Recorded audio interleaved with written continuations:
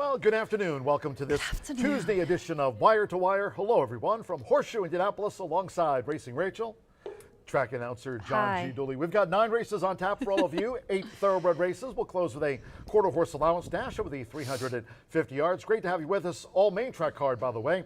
Roth at Caesars course. Main track is muddy to start. But right now, Rachel, kind of partly cloudy skies and temperatures through the 80s. Yeah, I mean, but after yesterday's weather-related cancellation, ready to get back going today. Cheers to track superintendent Tony Martinez and his hard-working crew, especially after all that weather yesterday afternoon. Yeah, T does a really good job with the track. It did. It was just, I mean, I got home and all of my chickens were like drowned rats. I mean, it was a deluge. Like everything was wet. All my animals looked miserable, and I had to go out there and do all the chores in the rain.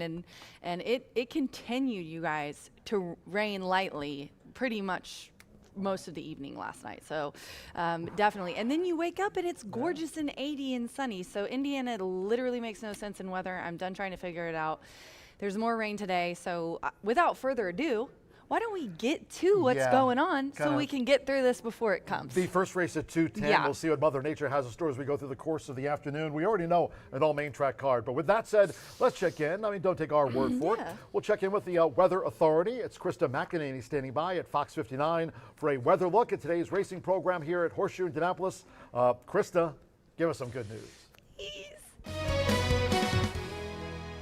Another warm and humid day out at the track. We'll see high temperatures this afternoon into the mid-80s. By the late evening hours as you're heading on home, we're dropping into the lower 70s. Scattered showers and storms around as we head through the afternoon. So this could impact you as you're out at the track today. Keep this in mind as you're traveling as we head into the late evening hours.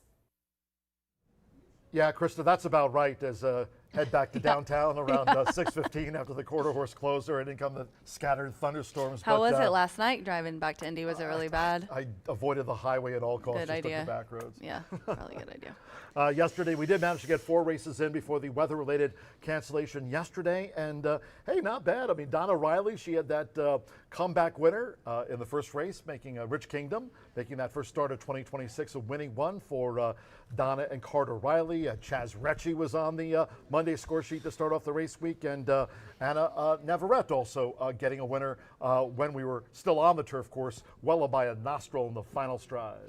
Yeah, we did run 4 in 3 of them, and I kind of said that in my first handicapping of the day, and even on FanDuel, I said, wow, I just realized you take your notes and I write down what I'm going to write down. But then once you get to talking about it on camera, then I realized it's all women. I've got all women in this race.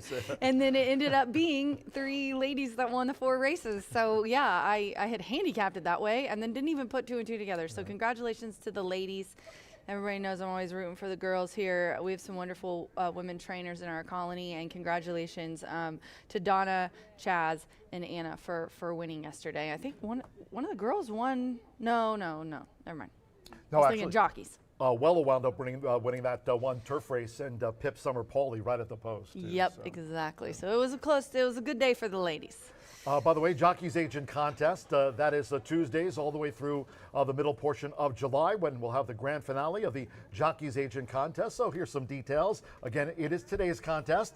You accumulate those points with a grand prize, that finale, $1,500 to be doled out on Tuesday, July 14th. You get a $100 weekly prize, points. 5 for first, 3 points for second, and a point for third. It's today's contest. And again, we're keeping our eyes on the jockey colony here today. I mean, who might you go to? Jose Ortiz. He's listed on 2 today. He's listed on 2. I'll take Jose Ortiz if I could play. One of them is a lock. So yes, I think I would. I would switch today. I would switch you guys today from Jose, and then do you have 2? You get 3, right? Just like a regular jockey. So I would. We'll pick 2 jockeys, right? Yeah, you get to pick two journeymen. So I would pick Jose, and probably who would you pick? I'll take Ramos. Yeah, you know what? I'm going to take Mitch. He's starting to heat up a little bit. Okay. I'm going to take Mitch because that's what Tim and Mitch do. You know, they just had a hat trick the other day. Yep. Ooh, this will be a fun little thing to keep track of. And at the end of the night, I'm going to go, your jocks beat mine to John.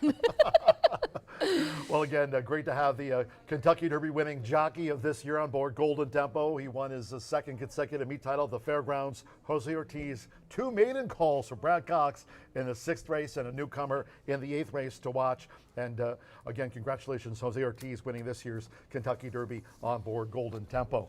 Talking about a big day coming up for us, no live racing on Friday, Saturday, and Sunday. This coming Monday, we honor all of our fallen heroes. It's Memorial Day 2026, and we've got a lot planned for fans coming out here to Horseshoe Indianapolis with a special noon post time. Yeah, please join us on Memorial Day. I'm going to do tons of fun stuff out there. It's just a nice, fun family day. You know, if you're not going out of town and we've got a playground, I'll do T-shirt tosses for the kids, giveaways. We're going to do the duck game, and then also we're going to have a really fun mascot race. Thank you so much to Anna Troops, who she's our VP of Finance, and she takes care of some of these fun activities that we do around here for our Caesars culture. But we are going to be running for charity. Our senior leadership team, which means all of our directors and our VPs, and I'm trying to get out of it. If they don't, I told them to put me in as an AE. If they don't get enough people, I'll get on a horse. I'll just jump on John Neal's horse and throw on a helmet and run him down on a horse. Now That'd be hilarious. Be a lobster or a chicken. A chicken. Yeah. Okay, now you're talking me into it. So please join us. It's going to be a lot of fun. Everybody always loves the mascot race. It's going to be on Memorial Day. Definitely join us at noon. 1:37 here on the pre-race show. John and Rachel. Hope you can join us here. Of course, this year we had Golden Tempo. Of course, Cherie DeVoe becoming the first female trainer in history to win the Run for the Roses, teaming with Jose Ortiz. We saw Napoleon Solo winning Preakness 151. That stage this year at Laurel Park. And even more history as this year's Belmont Stakes again will be run at Saratoga as all-in horse racing. Looking forward to seeing the debut of the new Belmont Park coming up in the fall with Aqueduct. Then all the racing there that we used to see at the Big A transferring to Belmont Park throughout the year. But talking about the Belmont Stakes, for us, it's Empire of Hope. Mark it down on your calendars. It's coming up here on Saturday, June 6th, of course.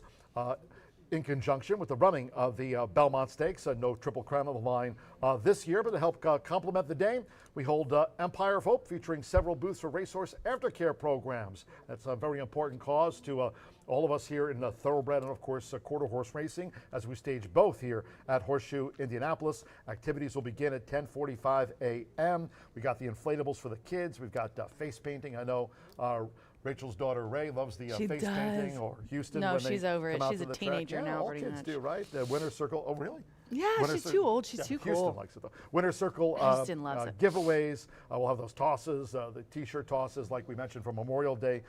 Did Rachel, and Pareto Champions talking about those retired. Awesome, yeah. The racehorses always brings awareness to them. I know someone said something like, I forget what they said. I said, hey, we retire our racehorses around here, or something like that. And then I told them about Empire of Hope. Yeah, great. Yeah, great be day. sure to be here. It'll be a wonderful day. We definitely love the event, but we are going to start early because it's Belmont Stakes Day too. 10:45 a.m. and we'll have the inflatables and all the fun stuff. But we do really wish that you would bring your wallets and be generous, because I mean, these guys put their lives on the lines to put a show on for us and give us some entertainment. So the least we can do is support them after they're done. Are you not entertained? Oh, like that. Yeah, I know. I'm pretty good at it. It's one of my favorite movies. Are you not entertained that Rachel's been picking a lot of last call double winners? So that tip sheet available, First Floor OTB, $5 last call double. Okay, John, what is that? Final 2 thoroughbred races every racing day. So today that'll be the 7th and 8th as we close with a quarter horse allowance dash. Nice one, by the way, that in the finale over the 350 yards. During the 6 o'clock hour, we'll be joined by Martha Clausen, bar any more severe weather rolling in. If we get a bullseye here on Shelbyville, but let's hope not through a 9-race card today. But talk about the last call double, Rachel. Yeah, let's talk about it. So I feel like this is like really worked out because I named the last call double, and I think that the universe has now made me I've had some success with it. So it must have been a good one. No, don't do that. I honestly, Tammy didn't realize when I hit one last week, and I was like, it's good. Don't put it on the notes because you jinxed me. It was on the notes. But it's kind of the point where I've hit so many. It was on the notes yesterday and we canceled. I know. It was on the yeah. Okay. So let's talk about race 7. Now, I've been kind of, it is $5, so, you know, you put 4 options on there and you're looking at 20, but he can't. You should just put us on a 2-shot so he can mess with me and everyone can see what he does. Just kidding. So, I've been doing a 2 for kind of evening it out a little bit. I've tried to find singles where I can, but today I think we found one. In the 7th race. You guys, I love El Tinge. I've got a whole story about this horse. We've got time. Yeah, we got time. So she broke her maiden on September 17th, right? And I was tickled to death, and I really, really love the look of her. And she comes back in the bouquet, or the back home again, I'm sorry. These are all sprinting. And she got second, and I was still tickled with that. That was a good second in that race. That was a hard one, and she got bumped at the start. So she showed real grit to come out of that and end up getting second. So then she went to 2 turns on November 13th, and was that when she got loose? Yes. Or no.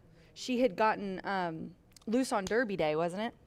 I think that was it. It was Derby Day. It was a big day, and I had her as my favorite in the stakes race. I was doing good. I had a pick 4, I think, that was alive, and she got loose and ran 4 laps. I mean, I was impressed at the runoff, to be honest. I mean, I couldn't believe she kept going.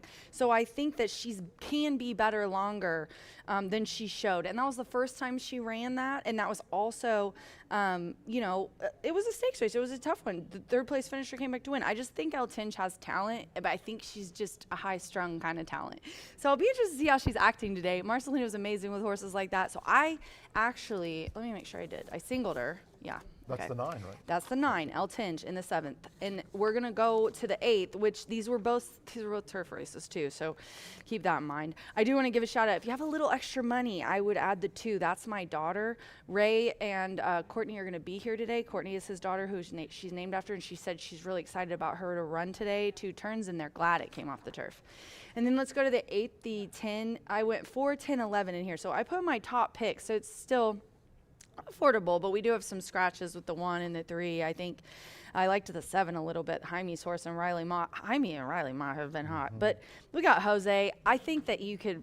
It's a first-time starter, but like we were saying, Jose Ortiz, he's been on fire. That's really why I bet him on the Oaks. I mean, I just looked at that horse and I said, man, Jose's been winning a lot lately. Well, he won the Dubai World Cup, the Kentucky Oaks. He's beating Irad. Oh, yeah. I mean, it's crazy. Him and his brother won 2 at Churchill Spring, by the way. Yeah, they were. So, and was Irad 1 or 2? Irad's on top right now. Yeah, he was. But they're close. So I was like, man. So definitely put Long Live in there. But this is a first-time starter, and of course it's Brad Cox, so you've got a good chance. But I think we can add ability in there. This is a huge drop for the 11, dropping down in class. I'm sure they wanted turf because that horse does look like it likes poly and has some turf form. And then the 4, Live Life. I don't know why, but I just could not let Live Life out. Has shown some nice speed before, and I just really think that last effort at Laurel is going to be, and this is a proving horse, is a dangerous horse. My favorite line Tommy always taught me, and so that's who I'm going to put in there. And it's 12-1, so that's the one that wins. Live Life and Long Live. Live Life and Long Live. Yeah, the newcomer. Good luck. All right. Yeah. Good luck. I'll mess that up. I did not even realize that. Live Life Long. You will not. You never mess anything up. I think I've heard Thanks you to our big sponsors. once, and it was my fault. I told him to say it wrong. Brian Aragoni is standing by. Thanks to our big sponsors this year: Woodford Reserve, Tequila Aradora, Breed Development, Murphy Trailer Sales, the River Customer Service and Loyalty since 1984. You can reach out to them. B&H Electric, they've got locations in town, Seymour and Bloomington. They're on the World Wide Web at bh-electric.com. Midwest Rancher joining our ranks this year. We certainly appreciate them. Midwest Rancher and Russ Huebler Ford. They've got their dealership there in Greensburg. They're on the web. You can reach out to them at the number you see on your screen. Social media-wise, we've got you covered. 144 here on the pre-race show. You can reach out to me at John G. Dooley, Racing Rachel, talking about her $5 last call double. She's singled in on El Tinge to a few others in the 8th at Racing Rachel M. Martha Clausen will be talking about that nice quarter horse allowance dash with a 350 in the 6:15 finale. Brian Aragoni is standing by to talk about the 50-cent early pick 5 here in just a sec. Track-wise, we've got you covered, not only on X, but on IG. Subscribe to our YouTube channel. 25 minutes away, Rachel, from the opener. Again, after yesterday's weather-related cancellation after 4 races, we had Krista McEnany joining us from Fox 59, the Weather Authority, with the official race day forecast. We know for sure 9 races, all on the main track muddy. Until next time, for Racing Rachel, I'm getting ready. I'm John G. Dooley. We're done. Have fun. Bye for now.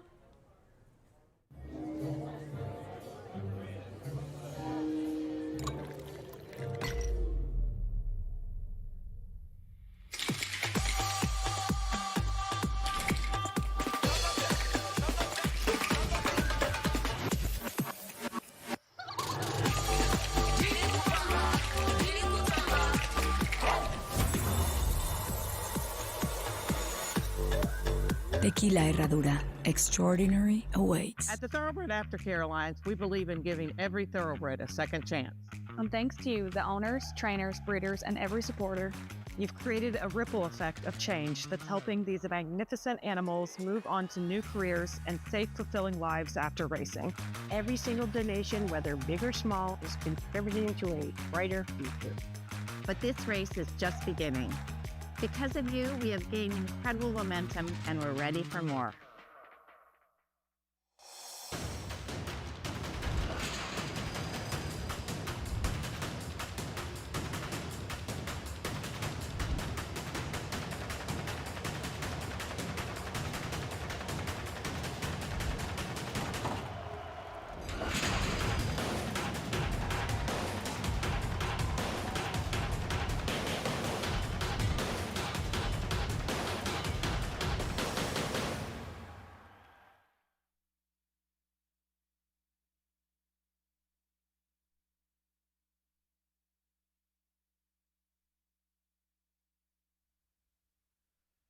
Welcome back to the B block of Horseshoe Indianapolis, wire to wire here on Tuesday, May 19th. And while you're not supposed to make any promises or assurances in my position, I can promise you that we will not be coming off the turf today because unfortunately we are already off the turf. So we will not be coming off the turf in the middle of the card because we're on an all main track card, a muddy main track with some rain expected later on this afternoon. We've got some cloudy skies, hopefully drying out at least for the time being. We'll see if the rain will hold off, but being in Shelbyville as we are, we often know that the rain does not hold off as it did yesterday. Unfortunately, had to shorten our card, but we are back today. Scratch number 3, Rich Lover, out of the opener now, just 22 minutes away. So let's take a look at the first 5 races.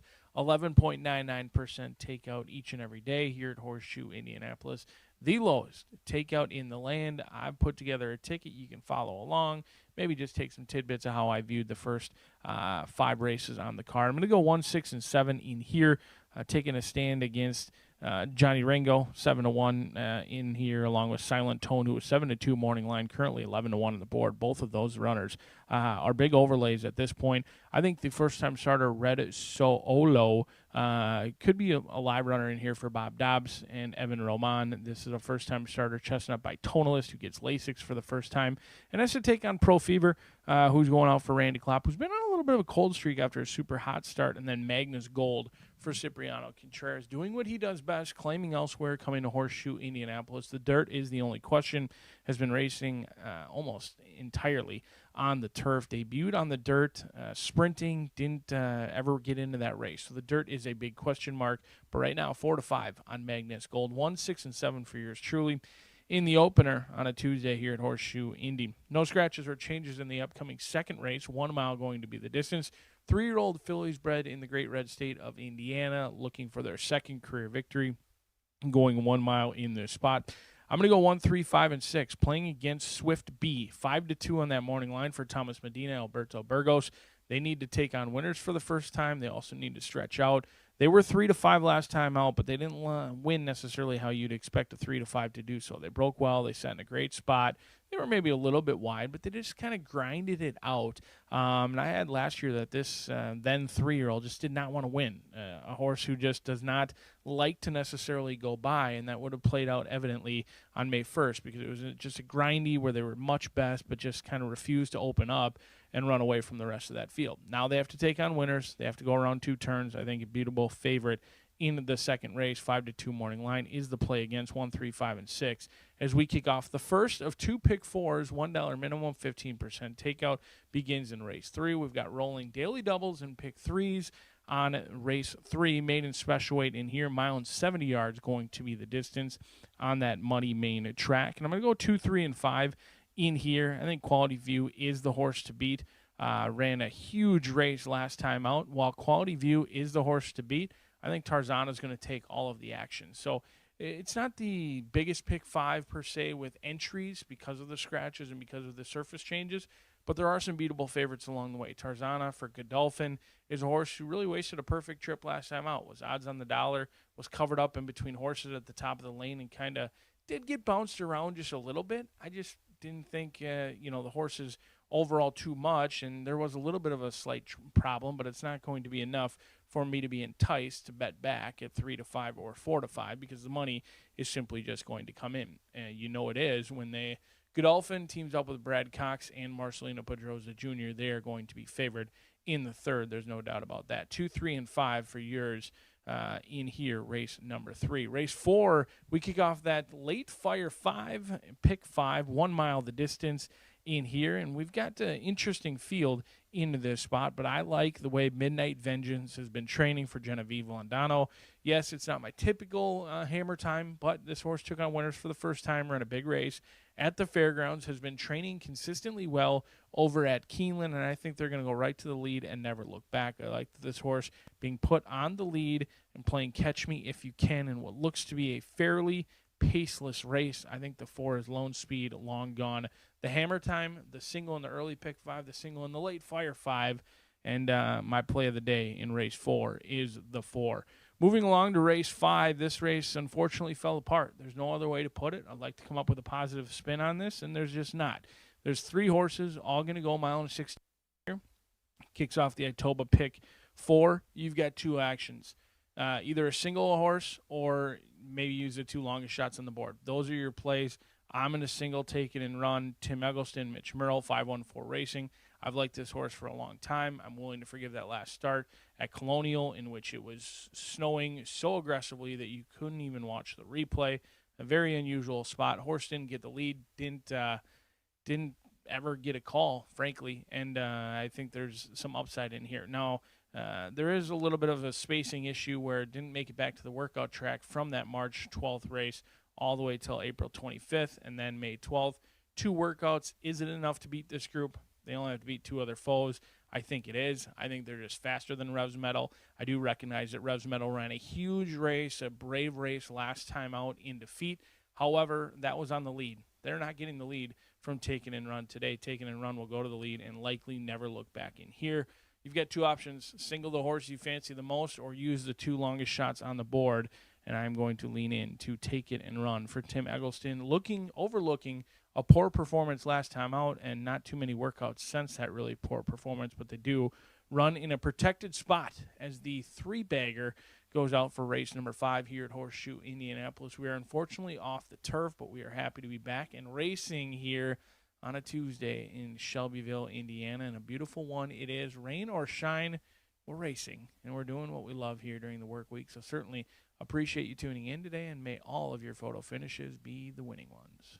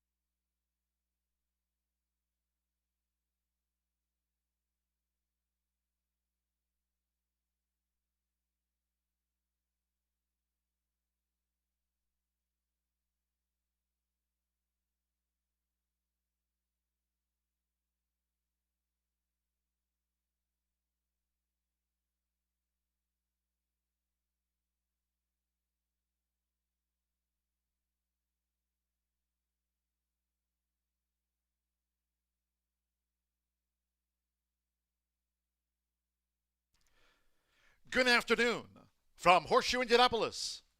Hello now from the broadcast booth. Great to have you with us. Today, track announcer John G. Dooley, 9 races carded. We're off the turf. It's an all main track card. Main track is muddy to start under cloudy skies, low 80s. Windy day, wind blowing up the home stretch. If you have your programs close by, let's take a look at the changes and corrections on today's racing program. Starting off with a maiden mile. Scratch number 3, Rich Lover.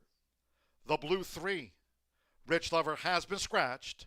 From the maiden starts the 50-cent early pick 5. In the second race, another mile on the card. There are no changes. All 6 run. This one starts the $1 early pick 4. No changes in race 2. In the third, no changes in the maiden fillies. All 6 run. It's due at 3:12. The fourth race. In the mile, number 1, Howard's Grit, a change of jockey to Joseph Bimmer. Wave the apprentice allowance. 122 becomes the corrected weight. Wave the bug. 122. Joseph Bimmer rides 1, Howard's Grit, in the mile. Start to the 50-cent late fire 5 on an all main track card. In the fifth race at 4:14, 1 of 3 taken off the turf course. Race 5 will now be run over the main track at a mile and a 16th. Scratch the 1, Stream Song. The 2, Shankar. Take out the 3 on Palm Sunday. Scratch 4, Woodcock Flight. 5, Have Guns Will Travel. Take out 9, Zach. And it's off the turf. Scratch the 10, Boitano. Race 5 will be run on the main track over the mile and a 16th. Scratch 1, 2, 3, 4, 5, 9, and the number 10. After that, race 6 in the maiden. There are no changes. Due at 4:45. All 8 run in the maiden. The 7th race, another taken off the Caesars course. Race 7 will now be run on the main track at 1 mile and 70 yards. The new distance there. Scratch 1, Tamarack Square. The 6, Sweet Janelise. Take out the 7, Band. 8, Pretty on the Prairie. Scratch the 12, Goody Two Socks, as well as number 13, Jay's Naughty Kitten. 7th race, it's the 5:16. It's off the turf. Main track 1 mile, 70 yards. Scratch 1, 6, 7, 8, 12 and the number 13 from the race card. The 8th race is off the turf. The maiden fillies and mares will now be run on the main track at 1 mile and 70 yards. Here, scratch the 1, Evie's Eyebrows. The 3, Ronila. Take out the 6, Minstrelly. Scratch the 7, Miso Speedy. And the 9, Bullet Journal. There'll be no Pentafecta featured. No Pentafecta. Maiden on the main track at 1 mile and 70 yards. Scratch 1, 3, 6, 7, and the number 9. Race 9, last of the day at 6:15. Quarter horse allowance dash over the 350.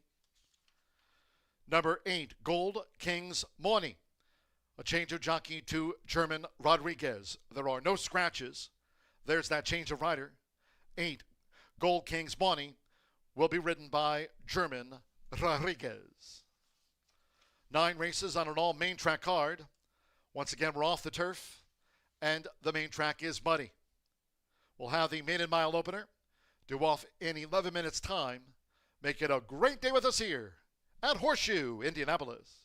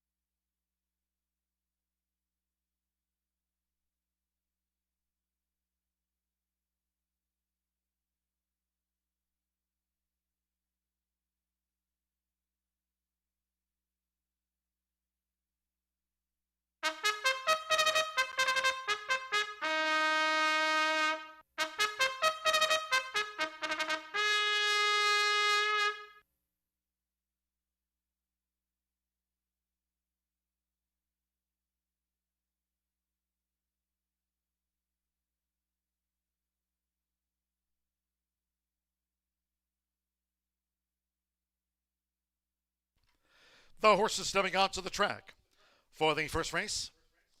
Starting the card with a maiden 3-year-old mile, a field of 6. Number 3, Rich Lover, has been scratched. Scratch the 3, Rich Lover from the race card. Race 1 of 9 on an all main track card. Features exacta, trifecta, superfecta. The start here of our rolling doubles, pick 3s, and first leg of the 50-cent early pick 5. Main track muddy at the 2 o'clock hour. 3 minutes to post time. Muddy track, 3 minutes.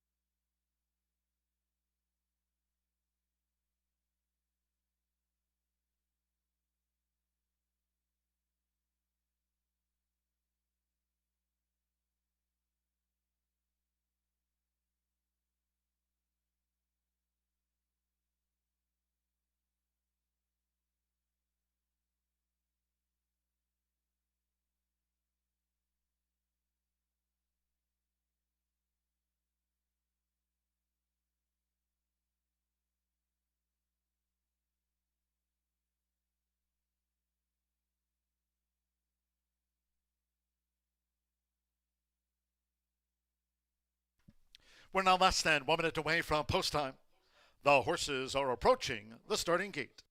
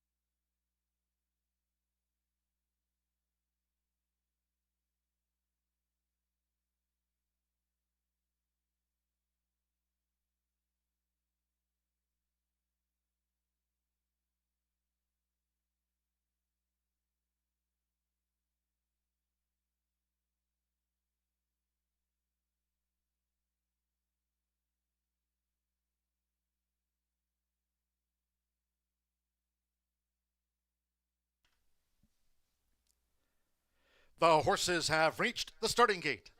It is now post time. They're going in. Manny Esquivel with Magnus Gold. Jose Gutierrez with Unresponsive. Takes his position at the starting gate. Andres Alo with Silent Tone. Evan Roman, Red Soolo. First time starter, Red Soolo. Orlando Boca Chica, Johnny Ringo, another newcomer here in the mile. Here's Johnny Ringo. Right now, Pro Fever, 7-5 favorite coming up. Alberto Burgos and 5-time started Pro Fever. All 9 races today on the main track. Main track buddy to start, Ole. Owing running at Horseshoe Indianapolis, Unresponsive. With a quick reaction from the starting gate, Johnny Ringo right there with an early bid. On the outside is Red Soolo in a purple cap. And toward the inside is Magnus Gold. Right off the leader's heels there for Manny Esquivel. And Magnus Gold now comes through to take the lead at the 6.5 from sharp starting Unresponsive, who's now second as these leaders go to the back of the track. Johnny Ringo vying for third with on the outside Red Soolo. Pro Fever running second to last, and Silent Tone trails the mile here in the Tuesday opener. The first 2 of 8 furlongs on a muddy track, covered in 24.57 seconds. Magnus Gold, the son of Catholic boy, leads them to a half mile from home with a 2.5 length advantage on Unresponsive. To the inside is Johnny Ringo, who holds the rail in third, and Pro Fever right there in a maroon cap. On the outside is Red Soolo, being asked to pick up now, well, from over 3 furlongs from home, and Silent Tone is last of the 6. Half mile, 48.20 seconds, Magnus Gold. Magnus Gold leads coming toward the quarter pole from Unresponsive and Pro Fever. Johnny Ringo straightens away in fourth. Red Soolo with no extra. And finally, Silent Tone as these maiden 3-year-olds head for home. 3/4, 1 minute, 12.21 seconds with Manny Esquivel. It's Magnus Gold looking good with 1 furlong to go. Widens on Unresponsive by 6 lengths. Toward the inside is Pro Fever as they come past the 16th. And Magnus Gold is well ahead to the finish. Magnus Gold reports home by 9 from Unresponsive. Pro Fever third, and Red Soolo jump tracks near home, finish back in fourth.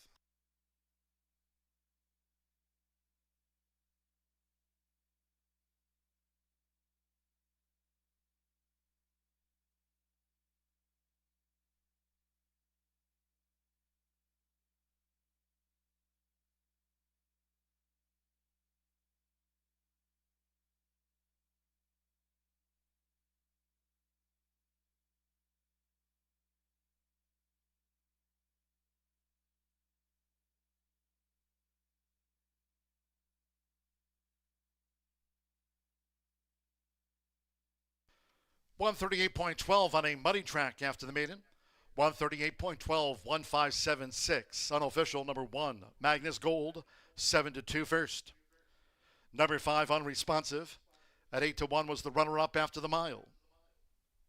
Number 7, Pro Fever, 6-5. The first favorite was third. And number 6, the Tonalist Colt, First time starter, Red Soolo at 2-1 fourth.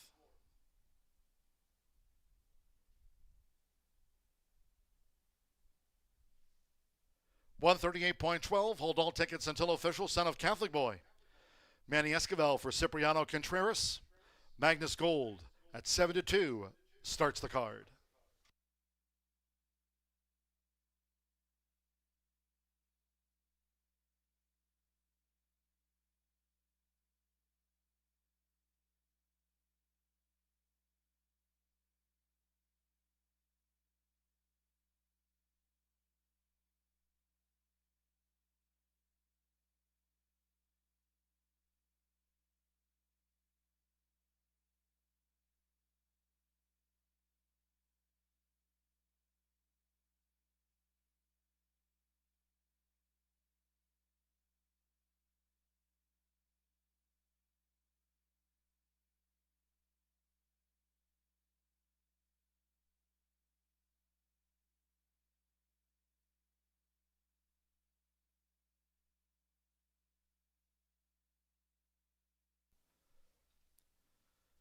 Returning to the Murphy Trailer Sales Winner's Circle, number 1, Magnus Gold with Manny Esquivel. Magnus Gold is a 3-year-old chestnut gelding by Catholic Boy. Out of Bella's Home by Came Home. Cipriano Contreras trains for Andrew Bergs. Gumster Stable LLC. Horseshoe Indianapolis congratulates the winning connections of Magnus Gold. A wide margin of victory out to the maiden ranks. It's official.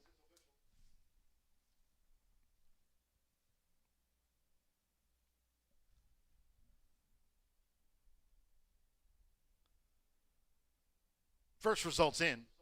1-5 exacta paid $65 even. The 50-cent trifecta, 157, $43. Red Soolo finished fourth. 10-cent superfecta, 1576 paid $20.71. 6 ran. Muddy track listed, 138.12. Race 2 of 9 on all main track card in the next mile. There are no changes in race 2. 6 run. Exacta trifecta superfecta, double pick 3 and starts at the $1 early pick 4. Post time will be at 2:43 in all cases if you can.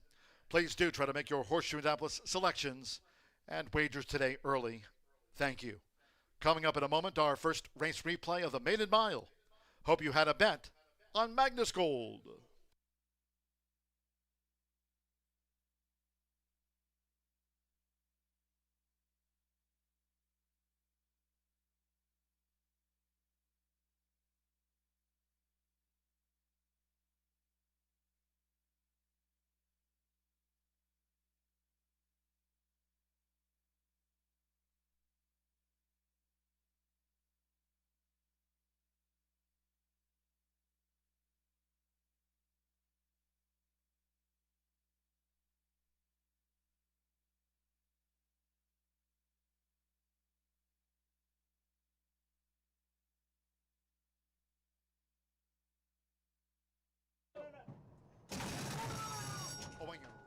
Running out Horseshoe Indianapolis, unresponsive, with a quick reaction from the starting gate. Johnny Ringo right there with an early bid. On the outside is Red Soolo in a purple cap, and toward the inside is Magnus Gold. Right off the leader's heels there for Manny Esquivel, and Magnus Gold now comes through to take the lead at the 6.5 from sharp starting unresponsive, who's now second as these leaders go to the back of the track.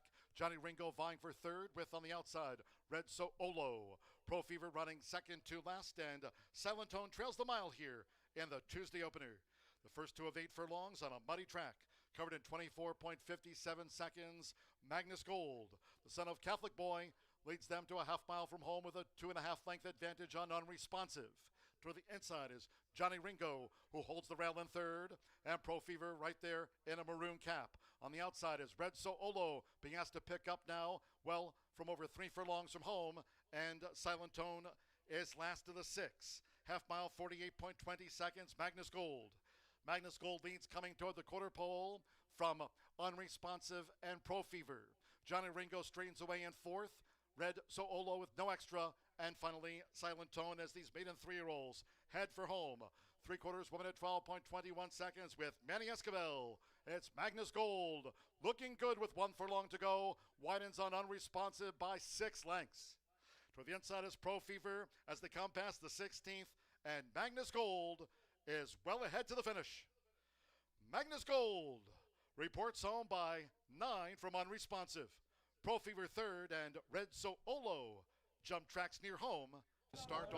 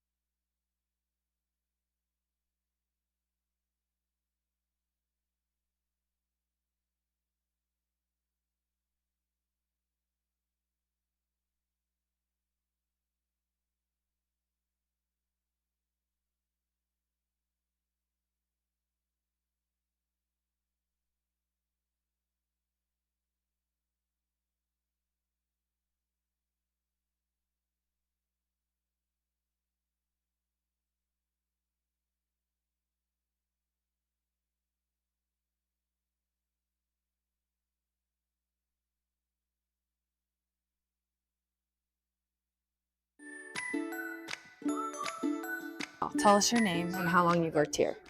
Bill Jackson, been here forever and a day. Tell everybody what your job is.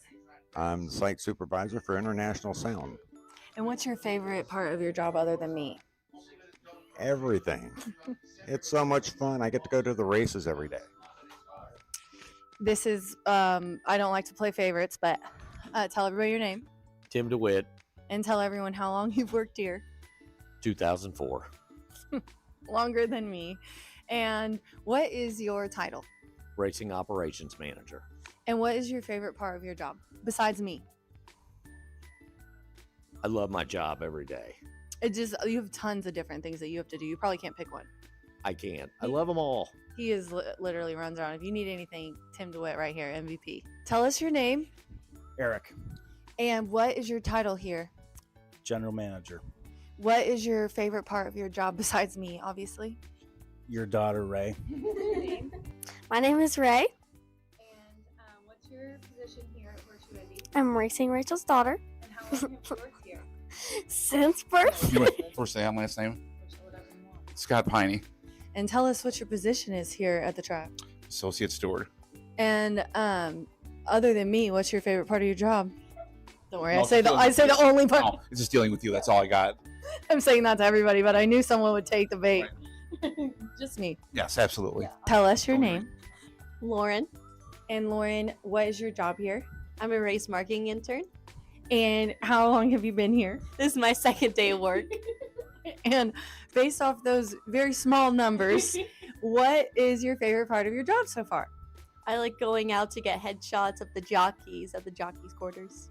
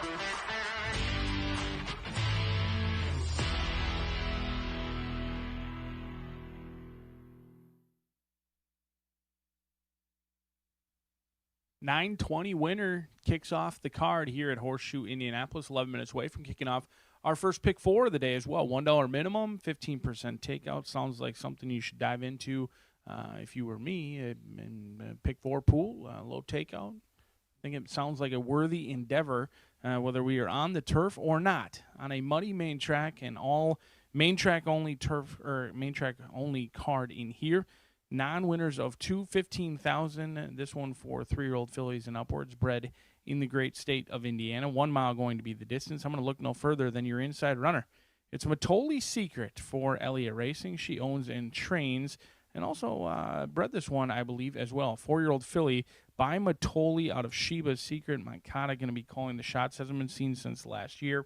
Running at the allowance ranks for almost the entirety of the season last year. Only dipped in to the claiming ranks on closing day. And usually pretty safe that you're not going to get claimed on closing day, especially coming in off of a couple of back-to-back 6th-place finish at the allowance ranks. Now, does run in a claiming spot here, but is withdrawn from the claim because of that layoff. Has been training consistently over the winter months here at Horseshoe Indy. A couple of nice 4-furlong workouts before a 5-furlong workout. So I like that Matoli Secret looks plenty fit down here in the walking ring. This one has turned out very nicely, in my opinion.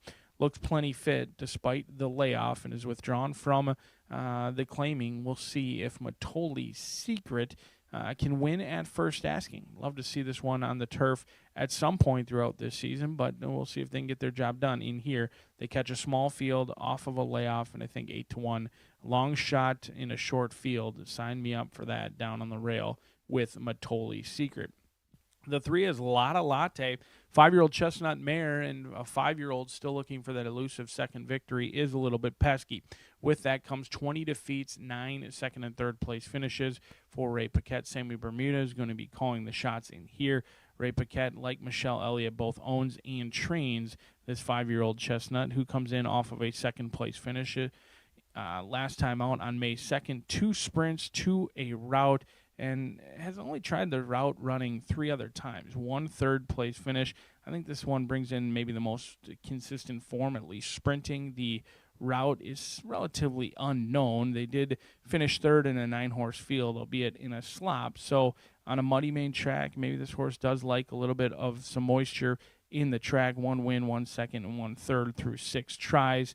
The question is the distance. Can they handle it in those route races? They've broke evenly and didn't really close, but didn't really fade either. So just kind of an even running style. But with that moisture in the track, we'll see if Lotta Latte can get that elusive second victory for the 5-year-old mare, still at the non-winners of 2 condition, 7-2 on the board. Your outside runner is a 4-year-old filly, Happy Match. Santos Sanger going to be calling the shots for Bob Gorham. 1 win from 14 starts. The Gorham gang can certainly train a horse to go around 2 turns. Endurance and stamina is no problem for them. They do win at almost 20% in route races, which is a good sign. The bad news is they just ran a couple of weeks ago and were defeated by 22 lengths. The good news is that was at the allowance ranks, and it was first start off of a layoff. Today they take a drop in class, second start off of the layoff, and has experienced around 2 turns. In fact, almost each and every start has been around 2 turns. They always thought that Happy Match would want to go long. She certainly looks no worse for the wear despite the results just a couple of weeks ago on April 21st, almost a month ago to the day, in which she wasn't really expected to run all that well as well. She did finish 6th in an 8-horse field, but she went off at 60-1. She gets class relief today. She can track early and push past late when others tire. I think Happy Match will go on with it, 7-1. It's a great race for a long shot in here. I don't have the current even money favorite on the top 3. Swift Beat, taking on winners for the first time, going up in class, trying a route race as well. Second start off the layoff. Certainly respect the conditioner, Thomas Medina, along with our co-leading rider in Alberto Burgos, as he's tied atop with Fernando de la Cruz. They're the horse to beat, but are they the horse to bet? In my opinion, they are not. We'll find out who's right or wrong 6 minutes away from race 2 at Horseshoe Indianapolis.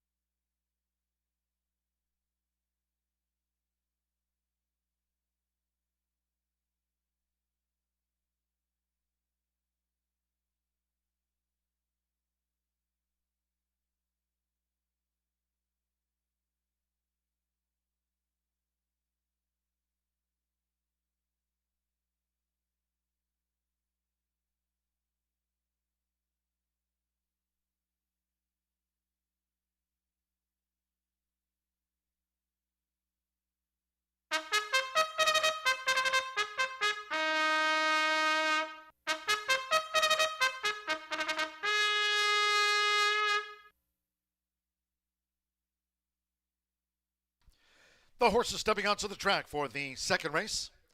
This race will be run over the mile. A field of 6. No program changes, and the main track now has been upgraded from muddy to good. Sun out, wind blowing up the home stretch. Temperatures around 80. Main track now upgraded to good. Exacta, trifecta, superfecta, double pick 3.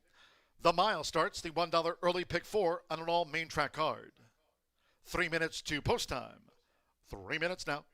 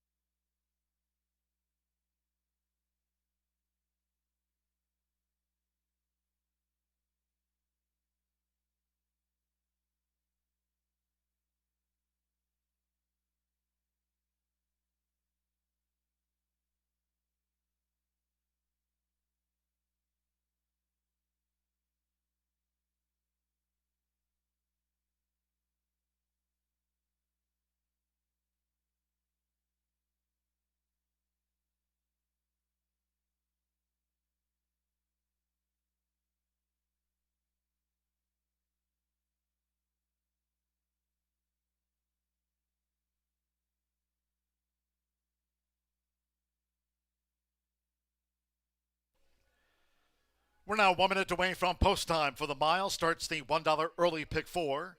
Well, main track card as noted, and the main track now labeled good. The horses are approaching the starting gate.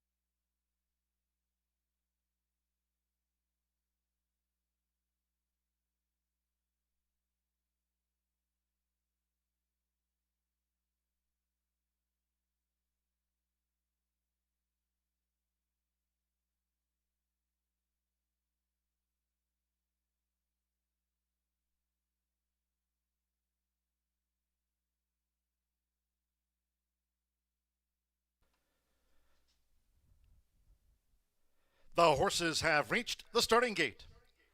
It is now post time. Loading in front of starter Oscar Quiros. First run of 2026 for Matoli Secret with Irving Moncada.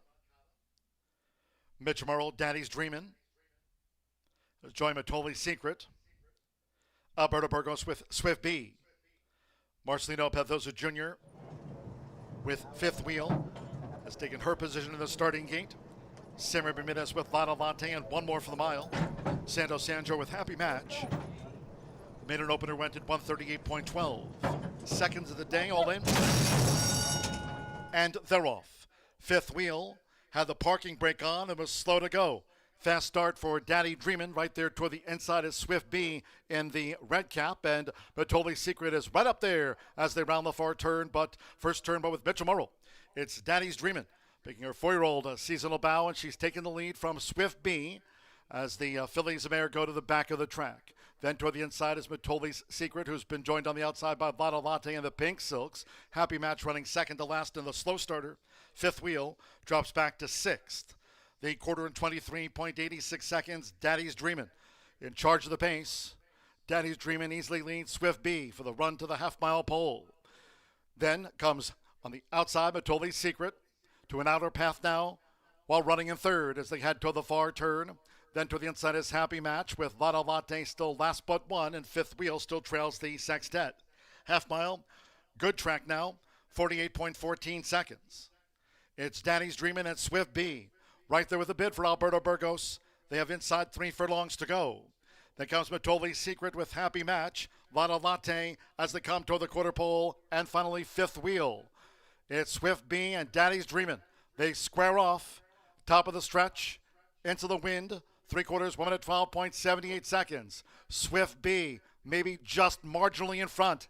Daddy's Dreamin' game toward the inside. Swift B and Daddy's Dreamin', and they take this confrontation. A nose-to-nose battle past the 16th. Happy Match third. Fifth Wheel into fourth. With Mitchell Murrell, Daddy's Dreamin' sees off Swift B. Beats her by 3/4 of length. Then Happy Match and Fifth Wheel.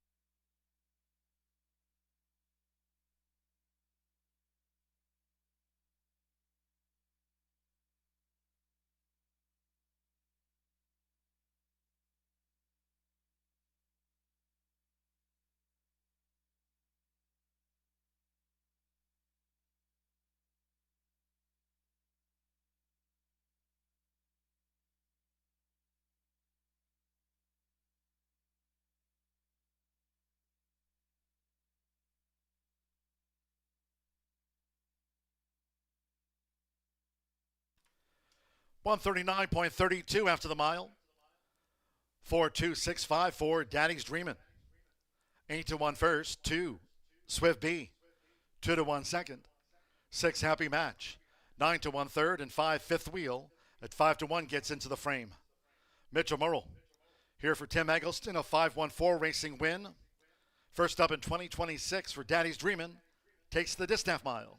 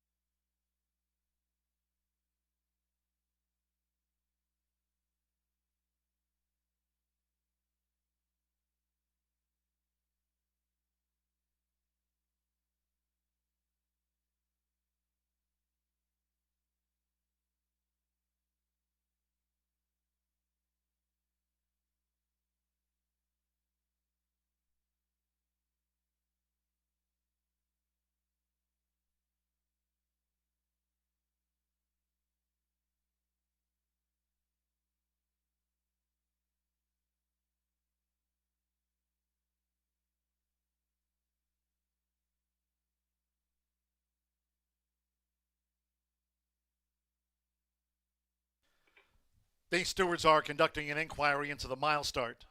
Inquiry into the start. Returning to the Murphy Trailer Sales Winner Circle, the 4, Daddy's Dreamin' with Mitch Marule. Daddy's Dreamin', 4-year-old Bay Filly by Maximus Mischief. The old-fashioned mare, Wishful Dreamin'. Tim Eggleston trains for Matt Kwiatkowski's 514 Racing LLC. Horseshoe Indianapolis congratulates the winning connections of Daddy's Dreamin'. First up in her 4-year-old seasonal bow, Steward's inquiry concerns the mile start. Hold all until official.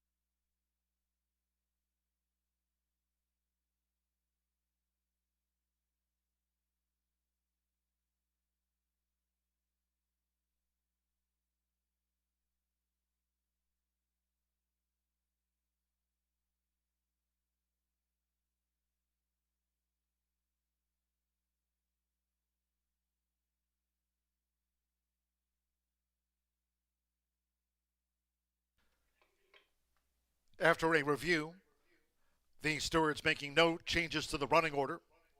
4-2-6-5 after the distaff mile. 139.32.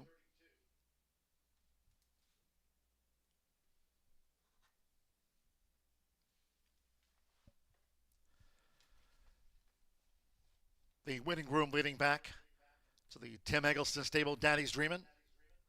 Takes out her 4-year-old seasonal bow at 8-1 to start the $1 early pick 4 on an all main track card, and race 2 is official. 4-2 exacta paid $63 even. 50-cent trifecta, 4-2-6, $54.35. 1 and 4, the early double after the miles. 95.60, fifth wheel into fourth. 10-cent superfecta, 4-2-6-5, paid out $53.93. In the mile, favorite second, all 6 ran. 139.32. 20 minutes away from the third. And the maiden fillies, all 6 run, no changes in the next one. Exacta, trifecta, superfecta, double pick 3. Post time will now be in 19 minutes. Revised post time of 3:15.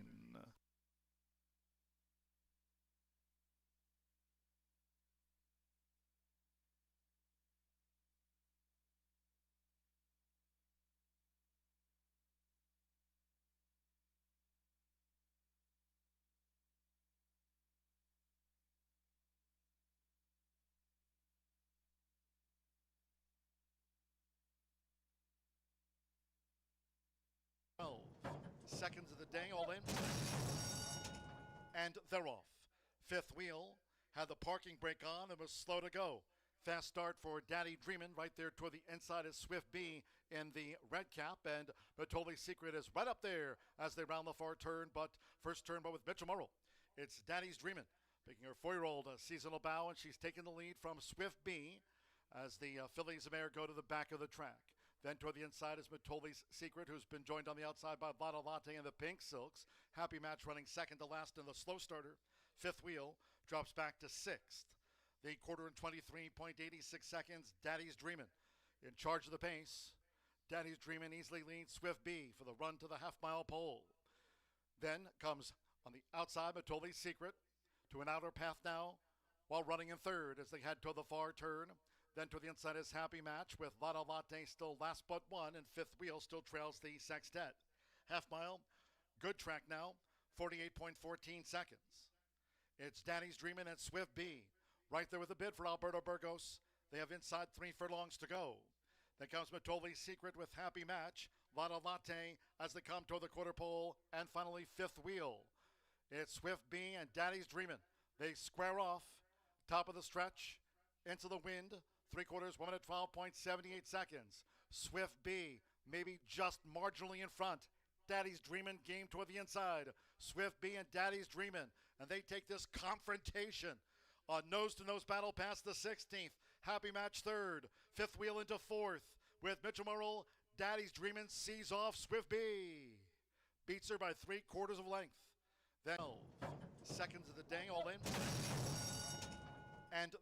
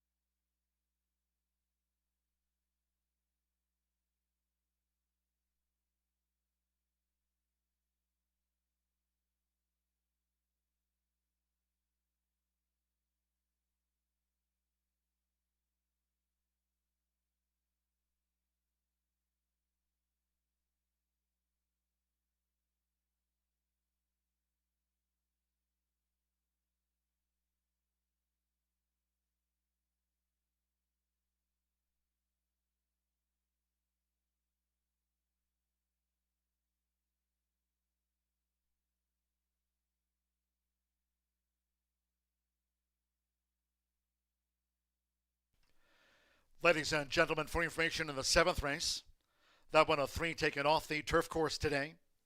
7th race on the main track at Bomb Island, 70 yards. Here's an overweight. Number 3, Over and Above. Now add 2 pounds to the listed program weight. 7th race, number 3, Over and Above, plus 2 pounds.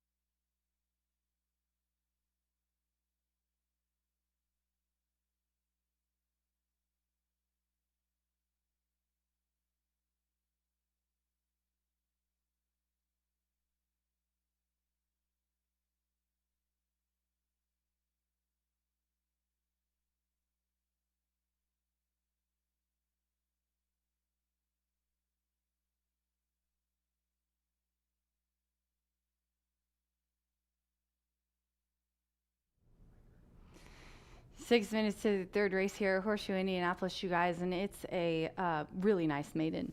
Here going a mile and 70 yards. A lot of route races today. Going to be exciting to see how those go. The one, Stevie Ray, is my top selection as the jockeys are probably about to leg up. I couldn't help it. It's got my daughter's name in the name, and I love that Gabe's here to ride. Let me see. Is Joe in there? Nope. Okay, when Joe Sharp is not here, his horses do well. He told me last year. So thanks, Joe, for staying home because this is my top pick. 3-year-old filly by Justify. Making it second lifetime start. They're putting it away easier. Sprinted on turf.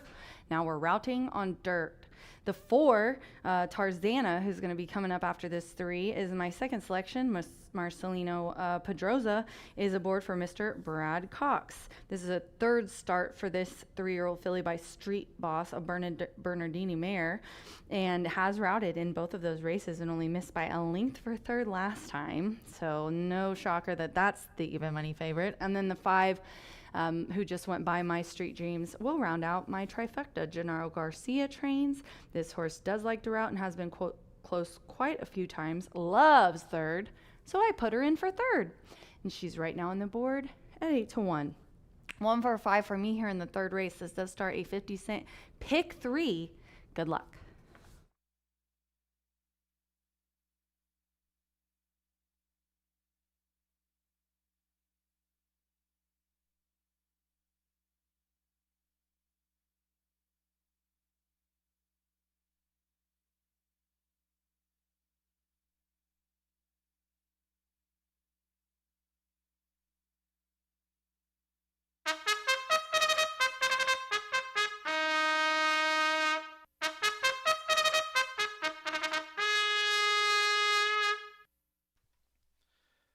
The horses called postward now for the third race. This race will be run at 1 mile and 70 yards, a field of 6. All 6 maiden 3-year-old fillies start. No changes in this one. Exacta, trifecta, superfecta, double pick 3. Main track fast. Less than 5 minutes to post time.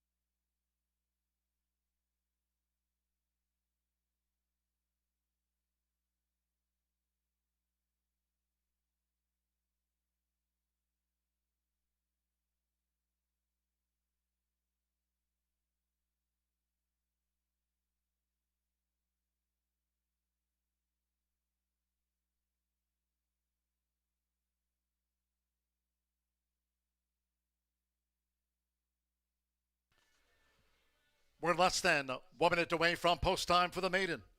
Fast track. The horses are approaching the starting gate.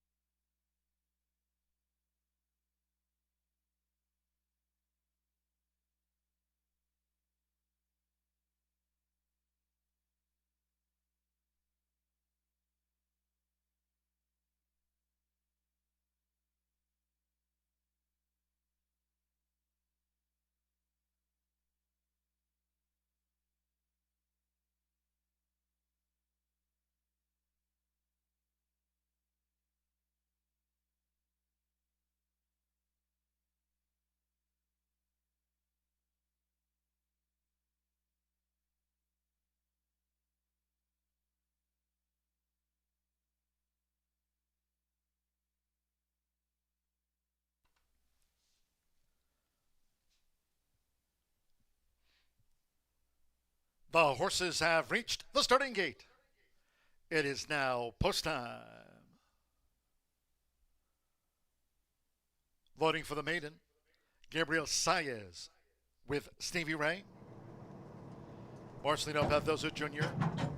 Twice started Tarzana. Now Really Fancy River. Manny Esquivel won the opener for Cipriano Contreras. Magnus Gold and Daddy's Dream our first 2 mile winners. Joe Ramos, My Secret Dreams. Adam Beschizza with Quality View coming up. One more, Joseph Bummer with Rhapsody in Blue. At 1 mile and 70 yards. Main track fast, they're in the gate. Hold up. Hang on, sir. Hang on. Ready.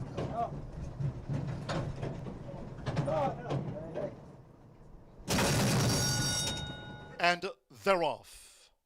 Off to an even start. Stevie Ray, Away Well, along with Really Fancy River, pink with the black chevrons. Tarzana also up with these leaders with My Secret Dreams in the four-path as they enter the first turn. The greatest Quality View tucked in, and Rhapsody in Blue has dropped back to last with the rail for Gabriel Saez. Stevie Ray, first of the 6 onto the backstretch. It's Stevie Ray being pressed here in the early stages by Really Fancy River, who's right there for Manny Esquivel. Tarzana is in the royal blue. My Secret Dreams is out deep on the track with Quality View near the rail, and Rhapsody in Blue is last of all. Making this backstretch run, Really Fancy Rivers come to the forefront. The opening quarter in 23.63 seconds. Going up the back, now with the tailwind, and it's Really Fancy River who's just in front. Tarzana right there. Stevie Ray looking to kick on toward the inside as they make their way into the far turn. My Secret Dreams is right up there too. Quality View held up, and Rhapsody in Blue still trails 5 lengths from leaders to last. The half mile in 47.44 seconds fought through. They round the far turn, and with Joe Ramos, it's My Secret Dreams. My Secret Dreams on a fast track toward the quarter pole. From Really Fancy River, Quality View drawing in. Rhapsody in Blue picking up on the far outside. Tarzana Vibe, but has dropped back. Stevie Ray showed speed and is last into the stretch. 3/4 went at 1 minute 12.07 seconds. These maiden 3-year-old fillies a furlong away, and Quality View comes powering up the rail for Adam Beschizza. It's Quality View who's taken a short lead from Really Fancy River. They're both battling hard. My Secret Dreams is third. Really Fancy River repels Quality View. My Secret Dreams third. Rhapsody in Blue finished fourth, well clear.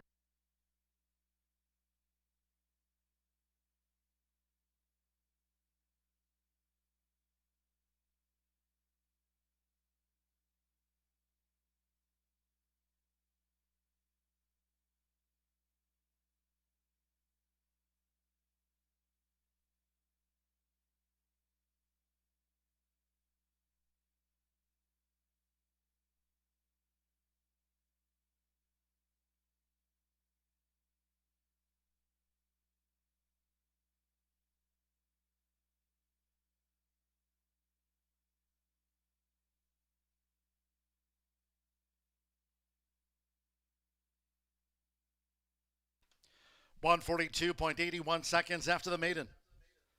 The judges now have posted the top 4 run official. 2, 3, 5, 6 it is.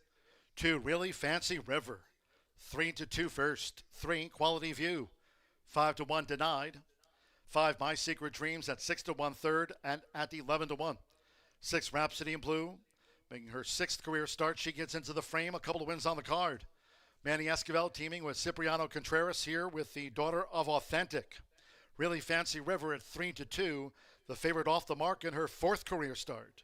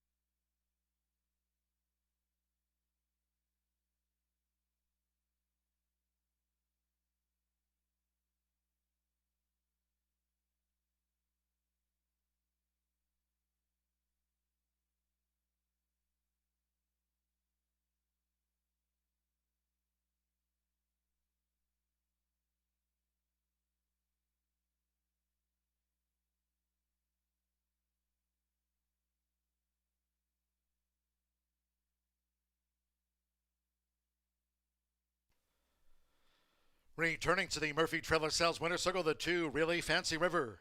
Was really game for Manny Esquivel with a riding double. Really Fancy River.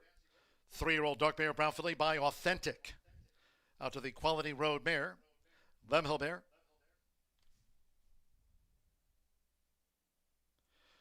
Training double for Cipriano Contreras here for owner William H. Walmsley.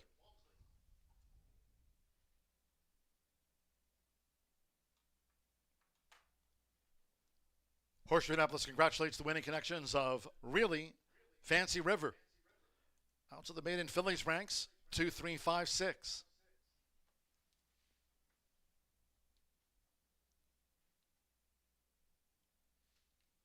Official.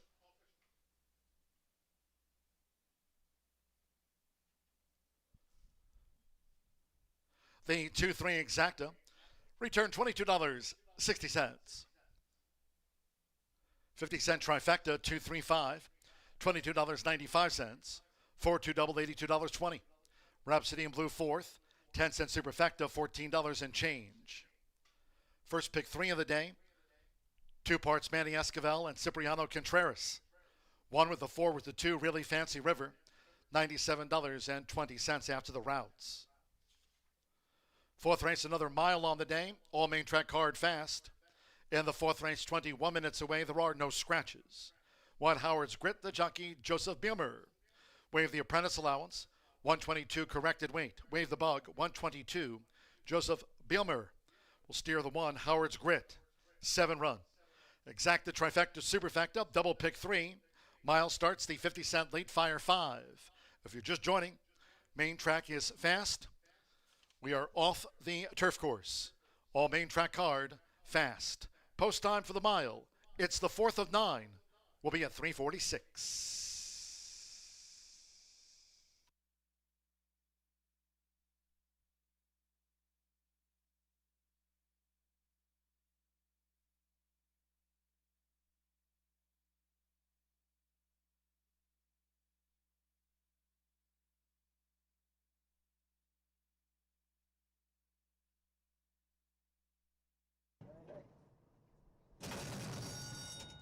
And they're off. Off to an even start. Stevie Ray, away well, along with Really Fancy River, pink with the black chevrons. Tarzana also up with these leaders with My Secret Dreams in the 4-path as they enter the first turn. The gray is Quality View tucked in, and Rhapsody in Blue has dropped back to last with the rail for Gabriel Saez. Stevie Ray, first of the 6 onto the backstretch. It's Stevie Ray being pressed here in the early stages by Really Fancy River, who's right there for Manny Esquivel. Tarzana is in the royal blue. My Secret Dreams is out deep on the track with Quality View near the rail, and Rhapsody in Blue is last of all. Making this backstretch run, Really Fancy Rivers come to the forefront. The opening quarter in 23.63 seconds. Going up the back, now with the tailwind, and it's Really Fancy River who's just in front. Tarzana right there. Stevie Ray looking to kick on toward the inside as they make their way into the far turn. My Secret Dreams is right up there too. Quality View held up, and Rhapsody in Blue still trails 5 lengths from leaders to last. The half mile in 47.44 seconds fought through. They round the far turn, and with Joe Ramos, it's My Secret Dreams. My Secret Dreams on a fast track toward the quarter pole. From Really Fancy River, Quality View drawing in. Rhapsody in Blue picking up on the far outside. Tarzana Vibe has dropped back. Stevie Ray showed speed and is last into the stretch. 3/4 went at 1 minute 12.07 seconds. These maiden 3-year-old fillies a furlong away, and Quality View comes powering up the rail for Adam Beschizza. It's Quality View who's taken a short lead from Really Fancy River. They're both battling hard. My Secret Dreams is third. Really Fancy River repels Quality View. My Secret Dreams third. Rhapsody in Blue finished fourth, well clear.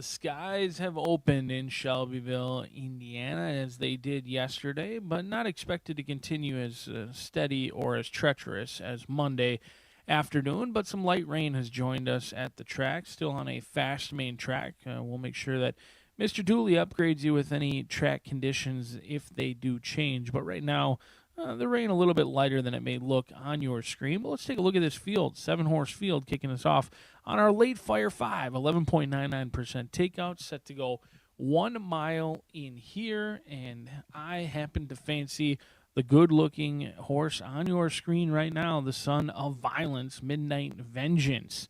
Moncada going to be calling the shots for Genevieve Landano, 1 for 12. That lone win came earlier this year at the fairgrounds at 3-1, in which they showed speed, pushed past late, and got the job done. Now, they came back with what I thought was a much better than it looks fourth place finish, in which they dueled all the way around. They tried awfully hard. They got hooked early in that race, and they held till the final 100 yards, ultimately missing the board. I think the track conditions, the way the track's playing, favorable to speed right now, and that lone workout that I was fortunate to walk over at Keeneland, I think Midnight Vengeance is doing well despite the layoff and only one work posted. I think this horse is going in the right direction, and I like the speed in what looks to be a paceless race right now. 3-1, a great value player in here on Midnight Vengeance. Then we move along to race number 5 for our Itoba pick 4 in an off-turf event. It's going to be a 3-pack set to go to the post, a mile and a 16th. And again, it looks like Take It and Run is going to be Lone Speed Long Gone. 514 Racing already has a winner on the day with Daddy Dreaming and Team Eggleston, and they will look to be a group riding double in there because they all teamed up in race 4. Mitch, Tim, 514. They're just going to get another picture taken, hopefully about 35 minutes from now, with Take It and Run as they take on 2 other foes. They look to be the speed of the speed and certainly some back class. A horse who banked almost $75,000 last year. Already a winner this season at Mahoning, and then took on some very salty foes over at Colonial in a race that you can simply draw a line through. Race 6, an intriguing maiden special weight event. Jose Ortiz going to bring his talents and services for Juddmonte and Hickman Creek. I'm going to take a stand against 4, 5, 6, and 7, using nearly all of them with the exception of your 9-5 favorite with Jose coming here. My guess would be that the Kentucky Derby winning rider is going to go off at odds on, if not lower than that, taking a lot of love, and frankly, it's undeserved from what I've seen on paper through those first 2 starts. 4, 5, 6, and 7. Race number 7, another off-turf event, leaves us with a field of 7 set to go to the post. A challenging one in that. I think it's a wide-open betting race in here. Turbo Lady 7-2 on the morning line. Ran too good to lose last time out. El Tinge is certainly going to get some love and attention out of those stakes races last season. John Langmore, a perfect 1 for 1. He had Marcelino aboard on the lone start, and they'll be aboard today. El Tinge could be any sort, but there's some others to maybe take a look at in here. Over and above, Shannon McGovern and Rodney Prescott have brought in a long shot or 2 in their time here. The back of the card with that late daily double, that $5 minimum, race 7 and 8, is completely wide open. We've got the field of 7 set to go to the post as we kick off today's Late Fire 5 at Horseshoe, Indianapolis.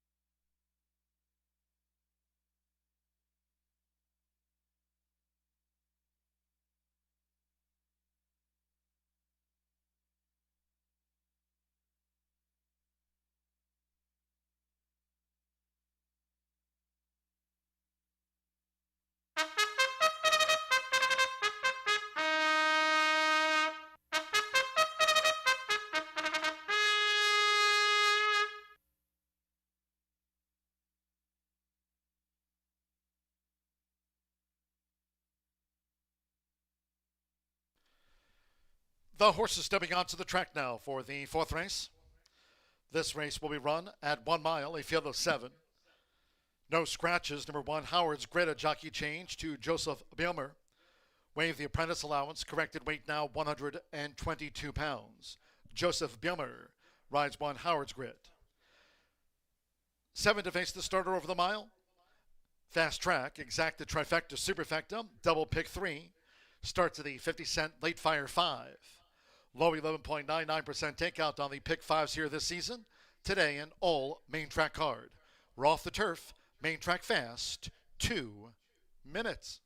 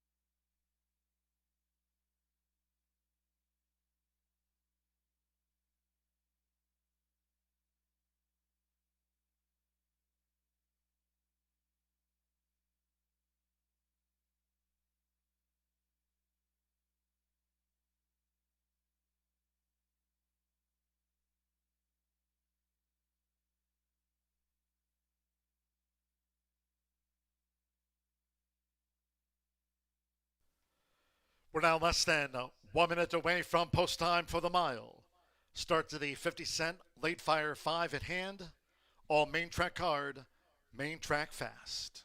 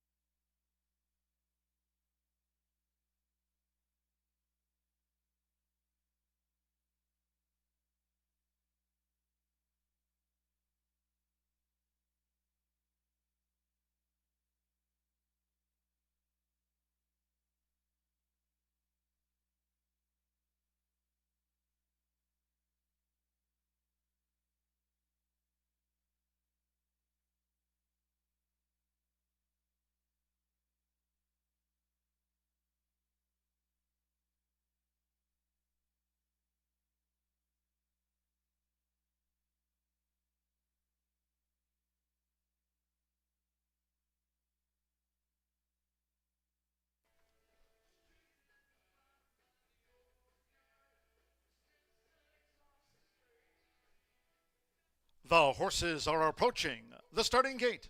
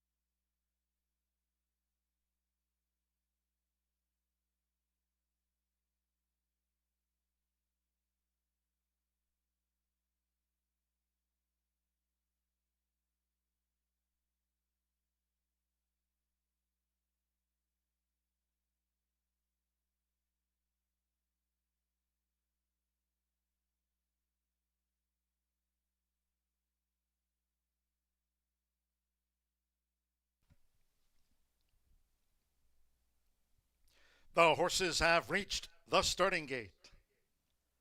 It is now post time. They're going in. Joseph Bielmer with Howard's Grit. Irving Moncada, Midnight Vengeance. Now Amir Mendoza with Texas Cyclone. Denise Aloha, Pretty Darn Good. Joseph Romero, Only Frank Knows. He's taken his spot in the starting gate here for the mile. Now Fernando de la Cruz with Great Sword coming up. All 7 run. One more Semi Bermudez with Veneno Futuro. Over the mile. They're in the gate.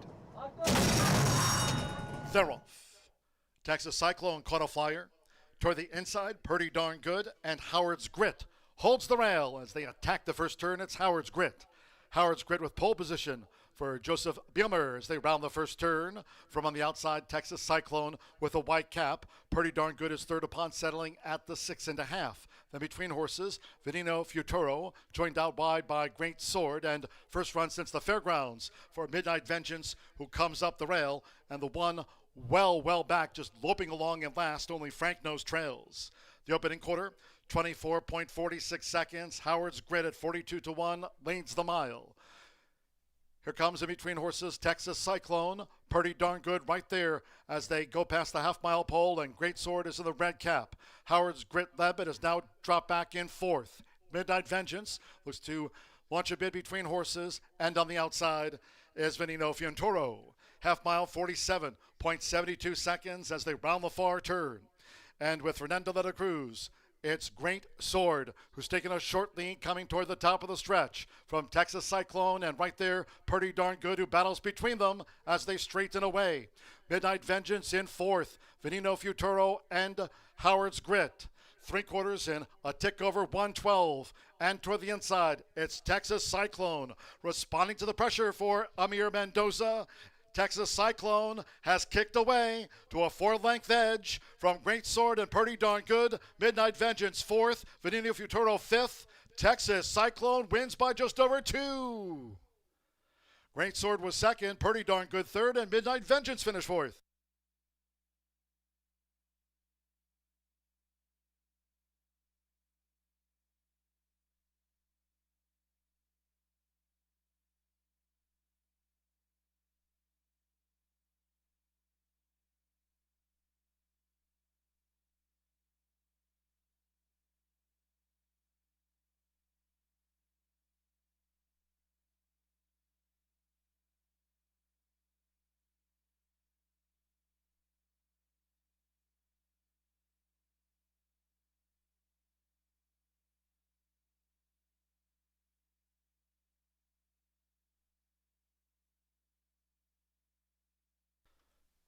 (138.36 after the mile.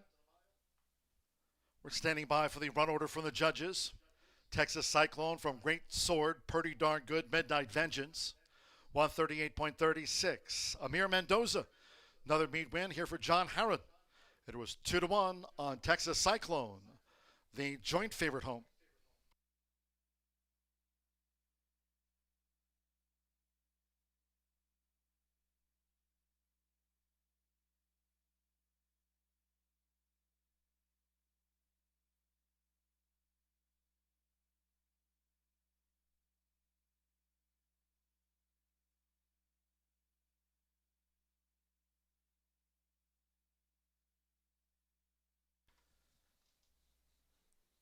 Number 5, Texas Cyclone first. Number 3, Great Sword second. Number 2, Purdy Darn Good. The co-favorite was third, and 4, Midnight Vengeance fourth. 5-3-2-4. 138.36 fast.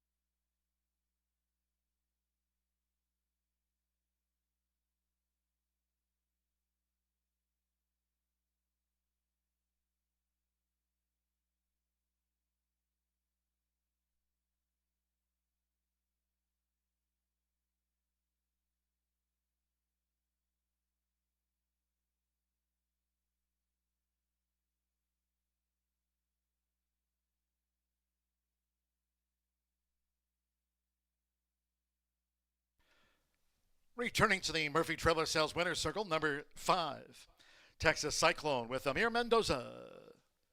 Texas Cyclone is a 4-year-old. Dark Bear Brown Colt by Vacoma. Out of Sweet Temper by Stormy Atlantic. For Alan Bucks, a Buck LLC, and John Harron's Harron Thoroughbreds LLC. Horseshoe Indianapolis congratulates the winning connections of Texas Cyclone. Takes out the mile.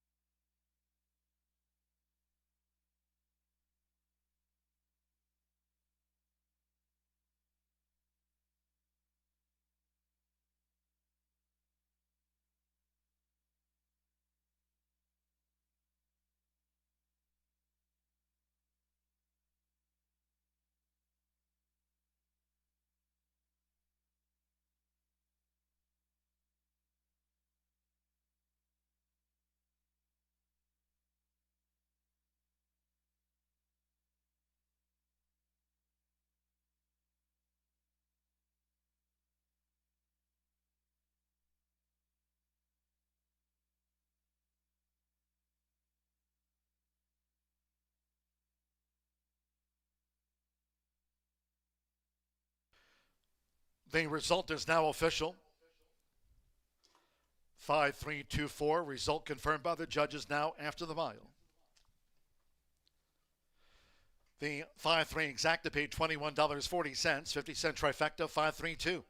$12.30. 2-5 double, $16.20. Texas Cyclone capping off a 50-cent pick 3 featured. Races 2, 3, and 4. Returned $63.45. Midnight Vengeance was fourth. The 10-cent superfecta, 5-3-2-4, paid $3.80. In the mile, Texas Cyclone was a 2-1 joint favorite. All 7 ran, 138.36. 19 minutes away from the 5th. 103 taken off the Caesars course. All main track card, fast today. Race 5 will now be run over the mile and a 16th. Fast main track, scratch 1, Stream Song. 2, Shankar. 3 on Palm Sunday for Woodcock Flight. Take out number 5, Have Guns Will Travel. 9, Zach, and the 10, Boitano.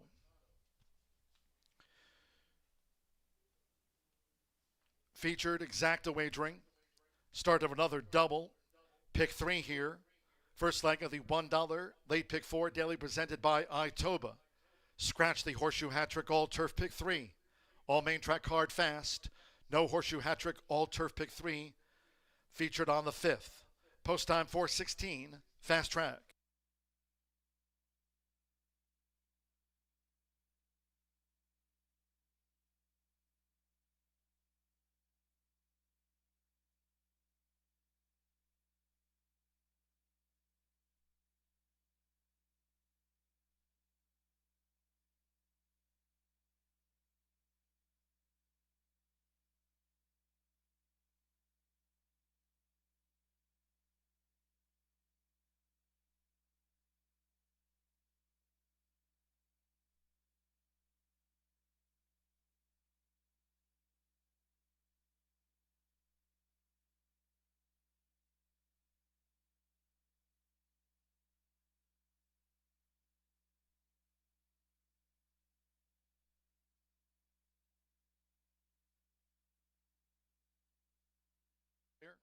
Toward the inside, Pretty Darn Good and Howard's Grit holds the rail as they attack the first turn. It's Howard's Grit.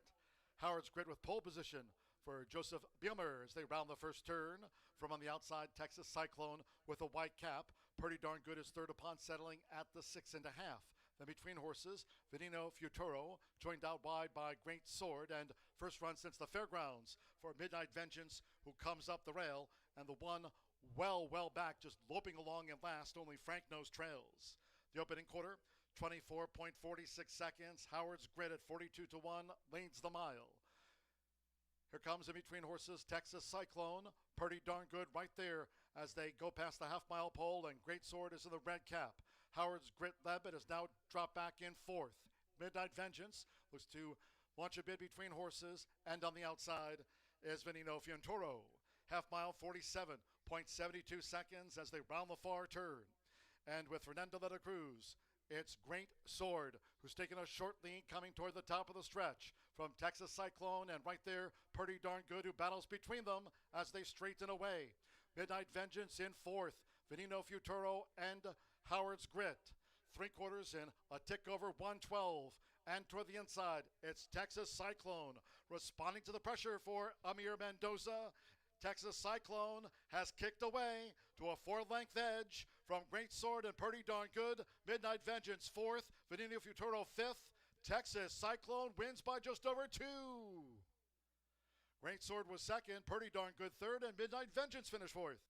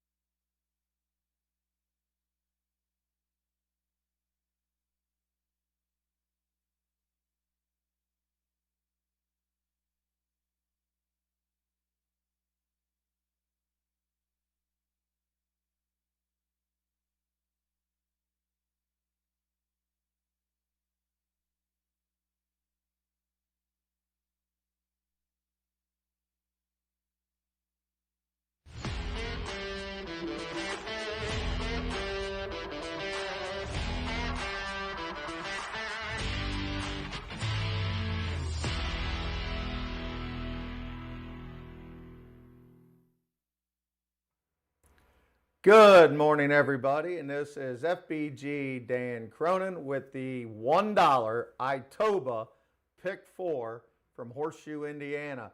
Let's get at it. I know it's been raining. I get it. We got slop. We got scratches. We got a lot to deal with, but we got a few prices, I think. We got a great last race that anybody could win, so let's get to it. In the 5th race, it's a short field. I'm not going to blow any smoke here. The 6, Take It and Run, is probably going to be in that 2 to 5 area. Speed in the slop, should run big. Could you single? Yes. So my $96 ticket, you could cut in half right now. Simple as that. Take the big chalk only and you're good to go. But here's what scares me. I have not had a bunch of luck with Tim Eggleston yet on singles. I'm big on that kind of karma. Once I get in the flow with somebody like Randy Klopp, man, I'm in the flow right now. Until I do, I get nervous. So I want to take a second horse. I'm going to take a second horse. So that second horse is the 2, Shanker. That horse is going to stalk for Tracy Wisner. The horse loves the win. 7 for 28 lifetime. Loves the win. So I'm going to take the 2 and the 6. The 2's going to the lead. The 6 is going to go to the lead. The 2's going to stalk, and we're ready to roll. So short field, not a whole lot you can do there. But if you want to single the chalk only, I get it. So in the 2nd race, going 1 mile and 70, this Steve Asmussen with KJ Asmussen on the rail as a sprinter going to route, but he's out of Independence Hall. May want it to route all along. The numbers are going up. You guys have now saw me a few times. I like rising numbers. The more they're rising, the better I like the horse. 44.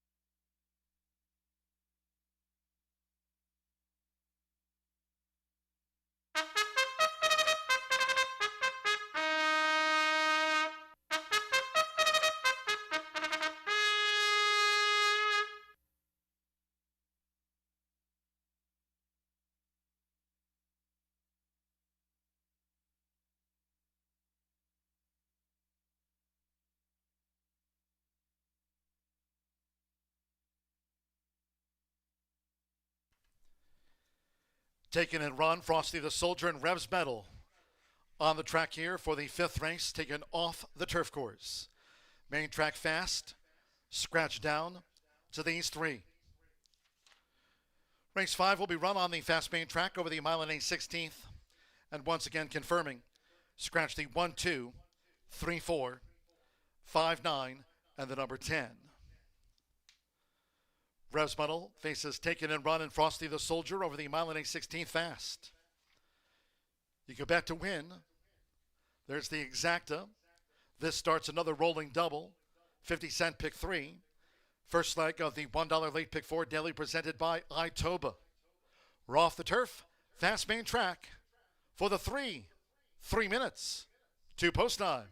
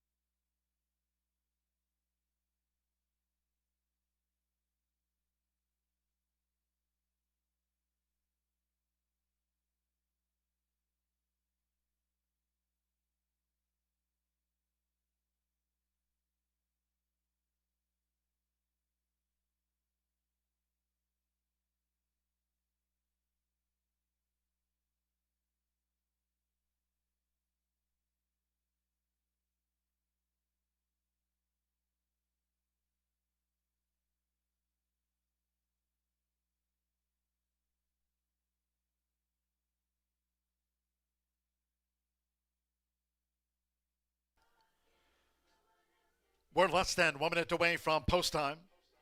Main track fast. This is off the turf. Fast track. Start of another rolling double, 50-cent pick 3. This is the first leg of the $1 Itoba presented late pick 4. Less than 1 minute.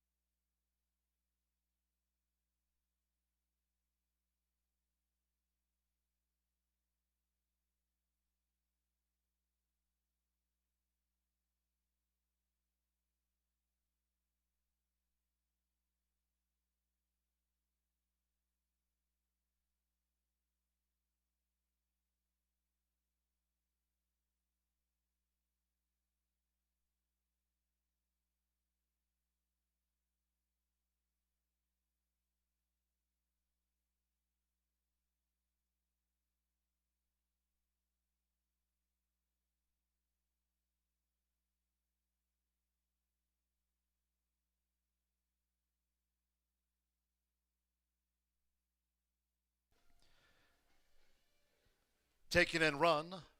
Frosty the Soldier. Revs Metal approaching the gate. Going down to the mile and a 16th main track start for the starter. Fast track.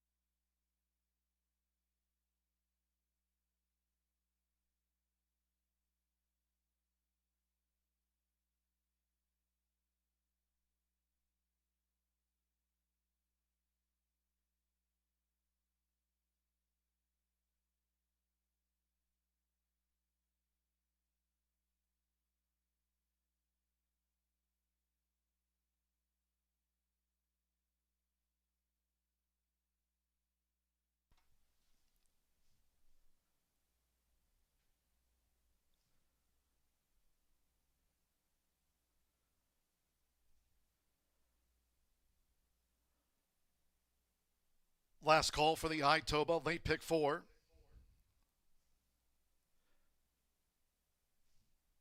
At the gate, it is now post time. Post time where it's 1-5 on Take It and Run.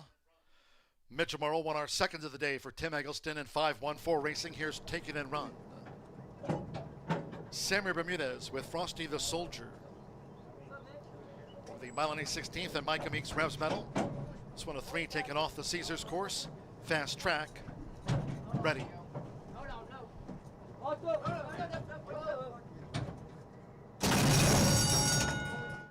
Take It and Run. Frosty the Soldier. Revs Metal off with Mitchell Morrow. It's Take It and Run who takes charge of the early pace.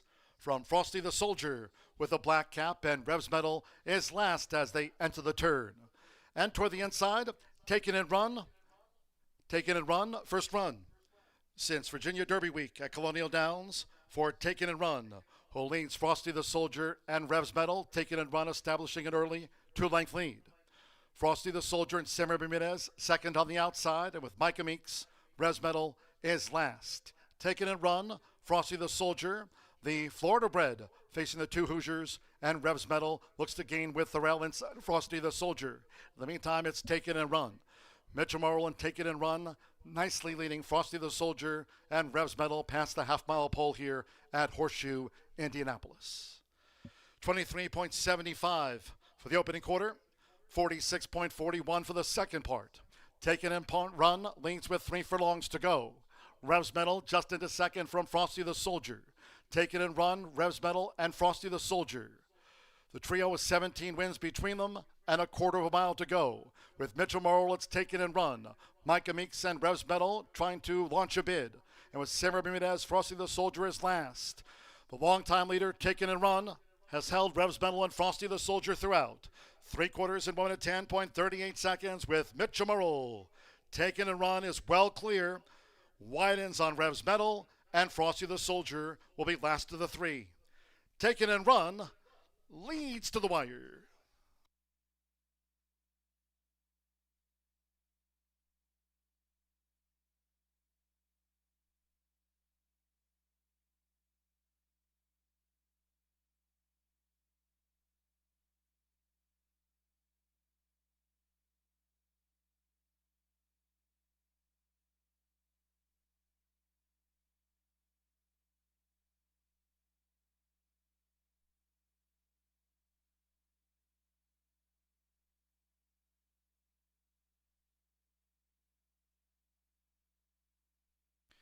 142.77.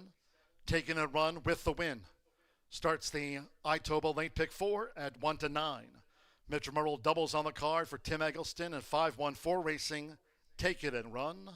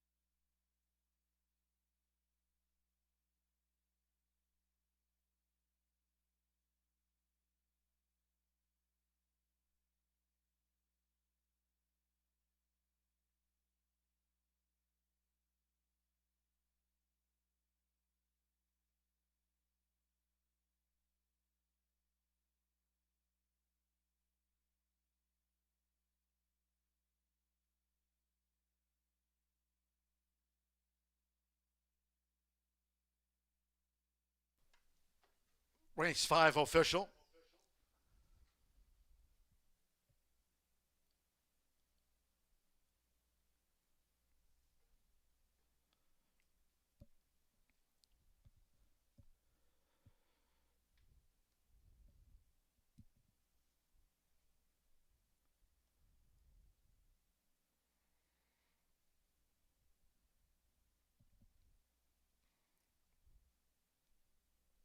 Returning to the Murphy Trailer Sales winner circle number 6.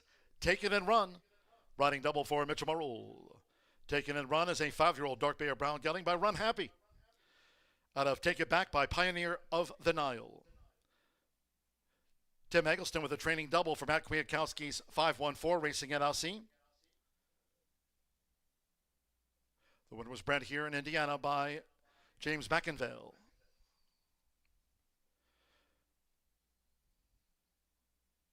Mattress Mac bred the now 8-time winner. 8 for 26 lifetime. Take It and Run. And all the way winner of the starter.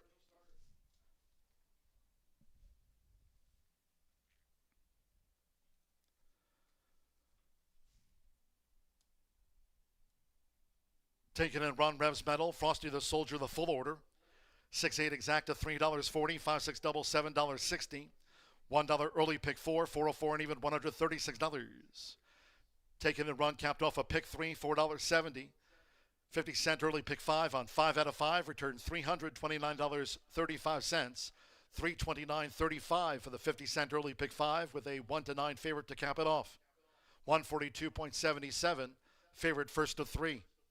21 minutes away from race 6. And in the 6th race maiden, there are no changes, no scratches, no jockey changes. Exacta, trifecta, superfecta. The 10-cent grand high 5. First pentafecta feature of the day. The continuation of our rolling doubles and 50-cent pick 3s. Fast track post time for the maiden. 4:46.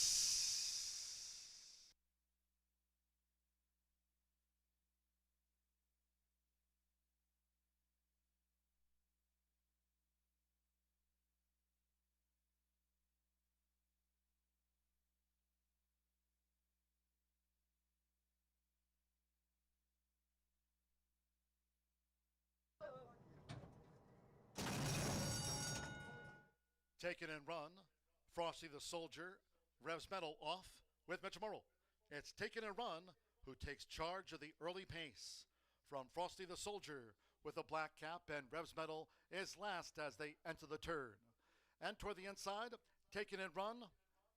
Take It and Run, first run since Virginia Derby Week at Colonial Downs for Take It and Run, who leads Frosty the Soldier and revs medal. Take It and Run establishing an early 2-length lead. Frosty the Soldier and Simmer Bermudez second on the outside, and with Micah Meeks, revs medal is last. Take It and Run, Frosty the Soldier, the Florida bred facing the 2 Hoosiers, and revs medal looks to gain with the rail inside Frosty the Soldier. In the meantime, it's Take It and Run.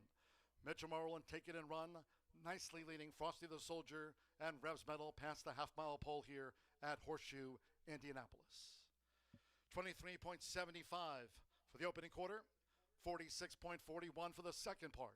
Taken in punt run, leads with 3 furlongs to go. Revs Metal just into second from Frosty the Soldier. Taken and run, Revs Metal and Frosty the Soldier. The trio with 17 wins between them and a quarter of a mile to go. With Mitchell Morrow, it's Taken and run. Micah Meeks and Revs Metal trying to launch a bid. And with Sarah Bermudez, Frosty the Soldier is last. The longtime leader, Taken and run, has held Revs Metal and Frosty the Soldier throughout. 3/4 in 1 minute 10.38 seconds with Mitchell Morrow. Taken and run is well clear. Widens on Revs Metal and Frosty the Soldier will be last of the 3. Taken and run leads to the wire.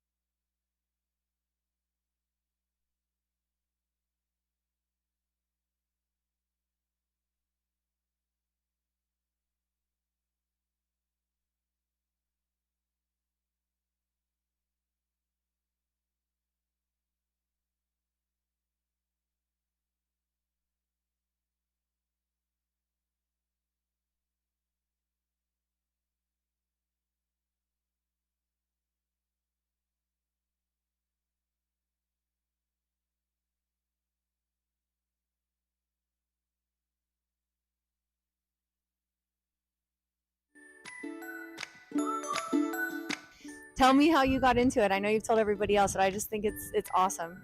Yeah, I got lucky. I grew up going to Saratoga and some small little tracks up in Canada as a kid, and reached out to Tom just because I saw him on Fox Sports, and kind of saw a guy that I thought I could relate to. And I never was involved with horses before that, and reached out to Tom on a whim, and luckily he answered me, and I started hot walking for him and grooming and whole 9 yards, and here we are.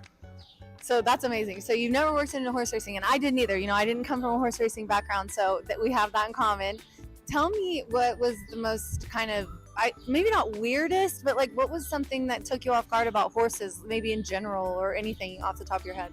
I think that, they teach you, even though they don't talk, but, you're going to learn some valuable lessons when you're in the stall with them and you're trying to move too quick around them or just something little like that. They're going to teach you, and they're going to tell you what they think.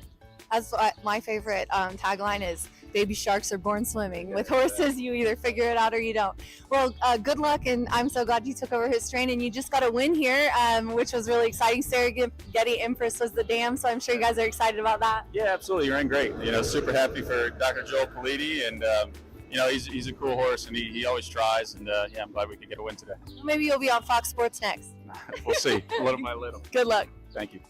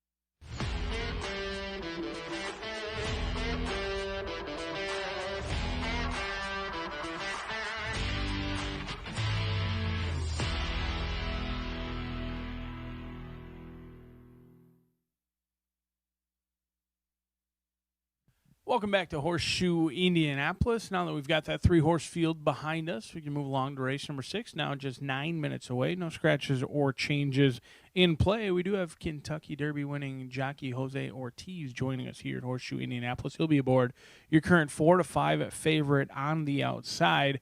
I'm going to go long shot hunting in here with a little bit of a price. When I looked at this field, I thought it was ripe for a potential long shot. Knowing that Jose Ortiz was teaming up with Brad Cox and Juddmonte, I viewed it very similar to like when my racehorse is entered in. You know they're going to take a ton of action.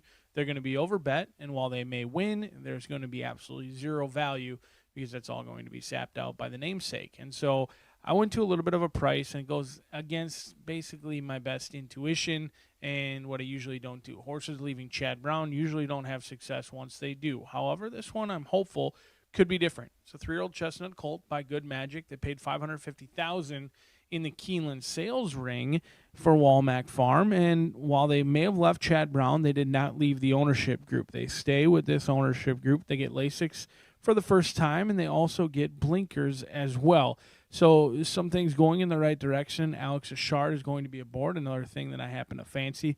This horse has been training consistently, maybe a little bit too consistent for my liking, but they had a little bit of a troubled trip. They lunged at the break. They were off somewhat slow, never really got into the race. Now, with that price tag, you do expect a horse to debut, but not all of them with that price tag necessarily debut at the likes of Saratoga. So must have been doing something right.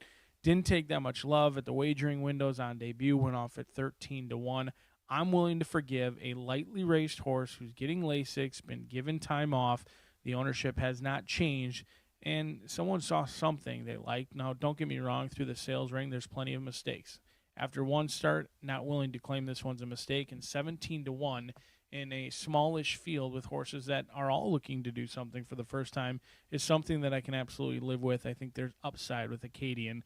But if you want to prove an animal, how about Batia? This is a horse who has been trying the synthetic and the turf, relatively unknown on the dirt. They did debut going 7 furlongs at Keeneland on the dirt. When you debut going 7 furlongs, that's a challenging distance to debut because it's not, that sprint, the route, but you certainly need to have some stamina and endurance built up. And they took some action on debut when they were on the dirt. So they went off at 10-1 in a 7-horse field. Since then, they've primarily been all on synthetic, with the last race coming at the Keeneland spring meet, going 1 1/16 on the turf. I do like turf to dirt for Chris Davis. He wins at a very high rate going turf to dirt.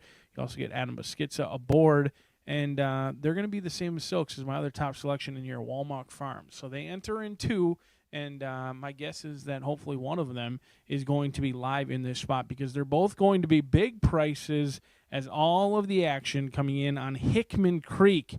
Can anyone beat Brad Cox with the homebred for Juddmonte? We're about to find out 5 minutes away from those rolling pick threes and daily doubles.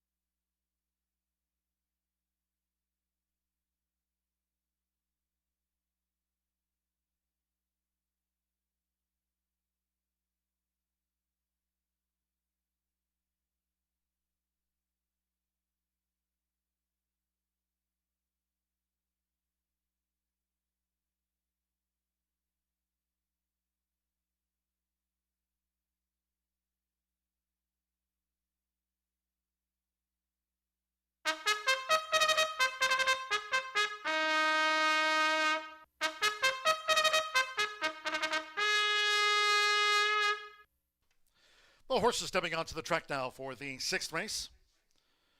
The maiden will be run at 1 mile and 70 yards over a fast track, a field of 8. No changes, all 8 run. Exacta, trifecta, superfecta. The first 10-cent grand high 5 pentafecta wager featured on the card. It starts another rolling double in pick 3.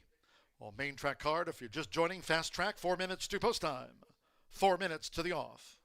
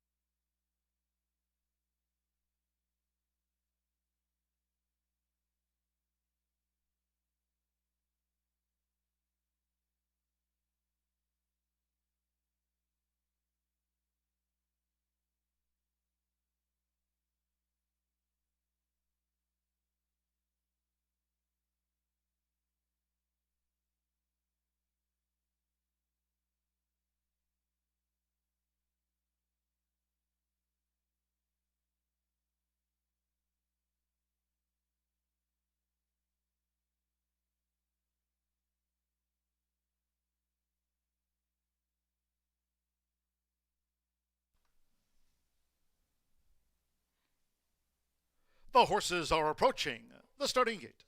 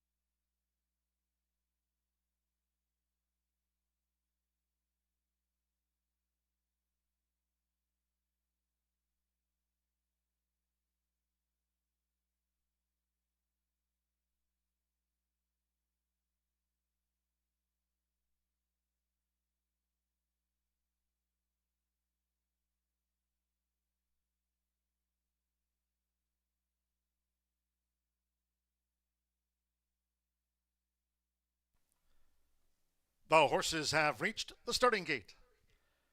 It is now post time. Loading for the maiden, Keith Asmussen with Hyperlink. Marcelino Pedrosa Jr. partners Peyton's Hammer. Axel Concepcion with Mr. All In. Semper Bermudez Senor Valentine has taken his position in the starting gate. Adam Beschitza with Batia. Alberto Burgos LTO, the son of Uncle Mo.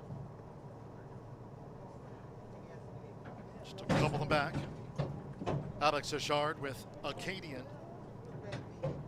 Hickman Creek right now 4-5 favorite at 1 mile and 70 yards. So stand by, one more, twice started Hickman Creek. Kentucky Derby winner Jose Ortiz in town on Tuesday. They're in the gate. And they're off. Peyton's Hammer toward the inside. Senor Valentine, Hyperlink holds the rail as they make this charge into the first turn, just being led by Mr. All In. It's Mr. All In, joined toward the inside by Senor Valentine as they vie early with 7 furlongs to run. Senor Valentine trying to punch through inside of Mr. All In. Senor Valentine's in a tight spot. Then on the outside is Batia running a third as they go up the back. Jose Ortiz and Hickman Creek. Green with the pink sash and cap on the outside, a settled fourth.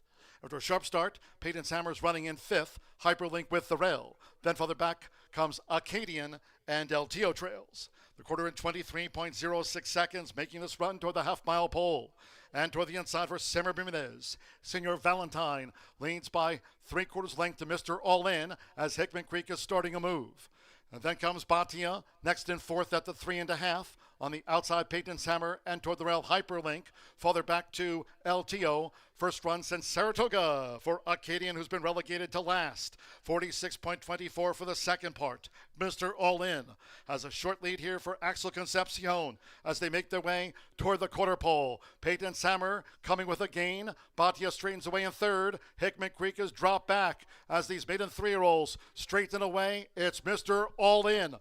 3/4, 1 minute 11.19 seconds, and Batia is coming with a rail charge. Mr. All In keeps Batia in tight, but he's squeezed through for Adam Beschitza. It was a bold stroke, and Batia has come away in front near home. The son of Medaglia d'Oro, and Batia won by 2 from Peyton's Hammer. Mr. All In was third, a gap away LTO from Senor Valentine. Next across the finish was Hyperlink, and the last 2 to pull up, Hickman Creek and Acadian.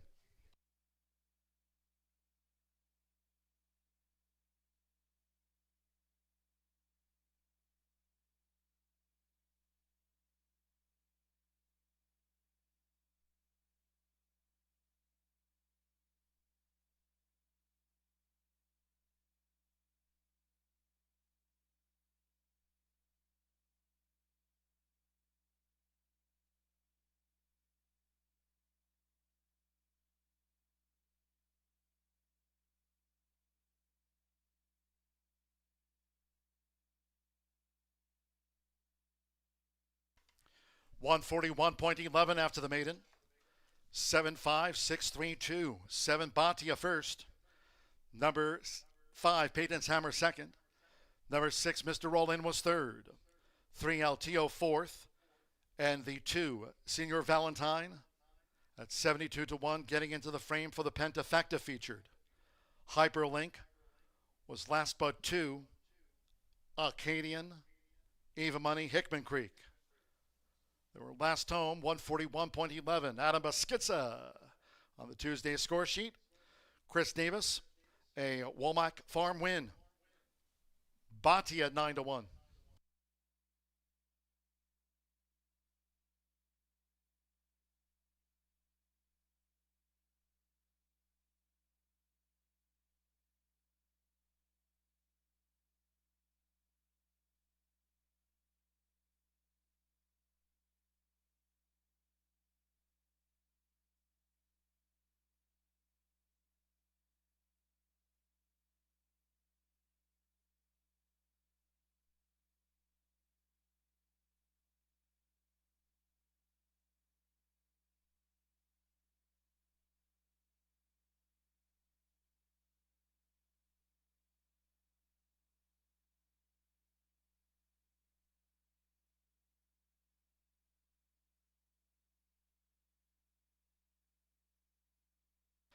Returning to the Murphy Trailer Sales Winner's Circle, number 7, Batia, with Adam Beskitza. Batia is a 3-year-old dark bear brown colt by Medaglia d'Oro. At a Langtree by Street Sense, Chris Davis trains for Gary Broad's Womack Farm. Batia gets off the mark in his 6th career start. 9-1 winner in the maiden. 141.11.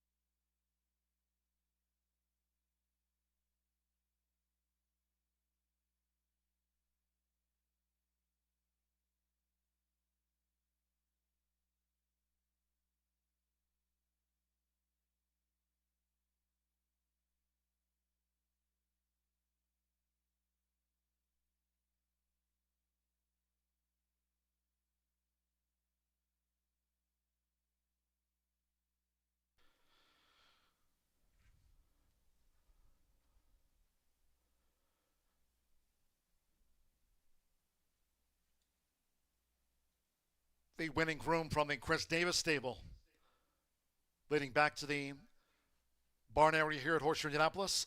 Batia, 9-1 winner, out to the maiden ranks, has beaten Peyton's Hammer, Mr. Rollin third, LTO, Senior Valentine fifth. Official.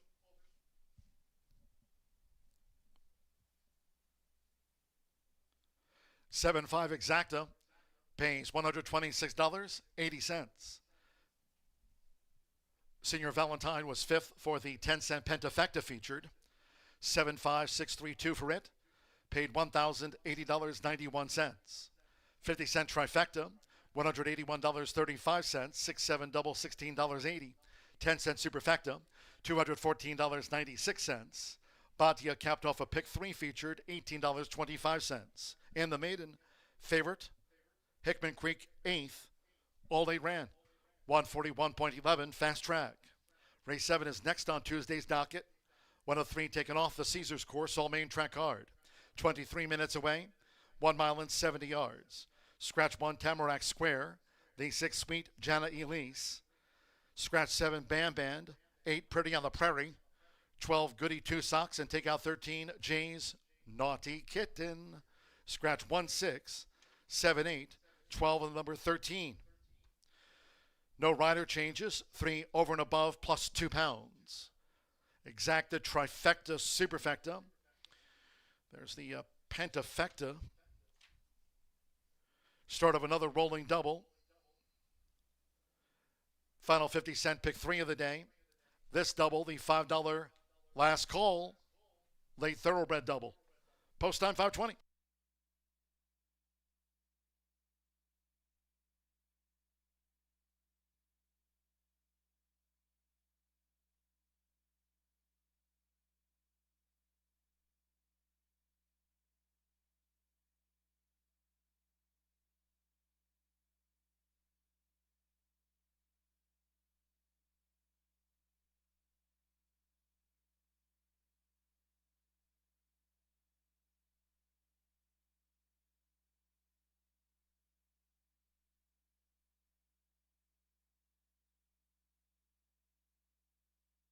They're in the gate.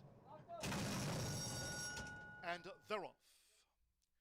Peyton's hammer toward the inside. Senior Valentine. Hyperlink holds the rail as they make this charge into the first turn, just being led by Mr. All-In. It's Mr. All-In joined toward the inside by Senior Valentine as they vie early with 7 furlongs to run. Senior Valentine trying to punch through inside of Mr. All-In. Senior Valentine's in a tight spot. Then on the outside is Batia running a third as they go up the back. Jose Ortiz and Hickman Creek. Green with the pink sash and cap on the outside, a settled fourth. After a sharp start, Peyton's Hammer's running in fifth. Hyperlink with the rail. Then further back comes Acadian and El Tio Trails. The quarter in 23.06 seconds, making this run toward the half-mile pole. And toward the inside for Simmer Bermudez. Senior Valentine leads by 3/4 length to Mr. All-In as Hickman Creek is starting a move. And then comes Batia, next in fourth at the 3.5. On the outside, Peyton's Hammer and toward the rail, Hyperlink. Farther back to LTO. First run since Saratoga for Acadian, who's been relegated to last. 46.24 for the second part. Mr. All-In has a short lead here for Axel Concepcion as they make their way toward the quarter pole. Peyton's Hammer coming with a gain. Batia straightens away in third. Hickman Creek is dropped back as these maiden 3-year-olds straighten away. It's Mr. All-In. 3/4, 1 minute 11.19 seconds, and Batia is coming with a rail charge. Mr. All-In keeps Batia in tight, but he's squeezed through for Adam Beschizza. It was a bold stroke, and Batia has come away in front near home. The son of Medaglia d'Oro, and Batia won by 2 from Peyton's Hammer. Mr. All-In was third, a gap away LT. They're in the game.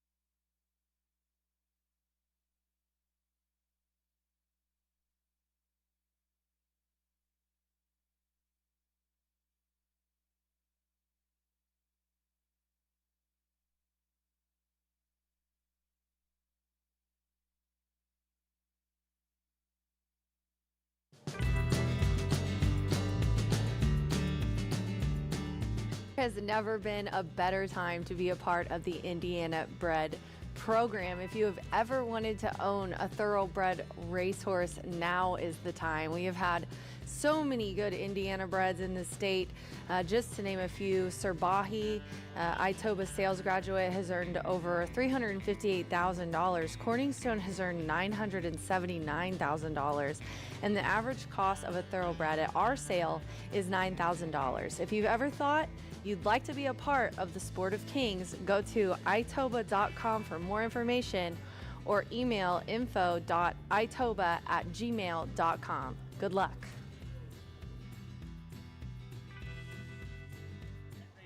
When it comes to horse racing, you can never have too much information.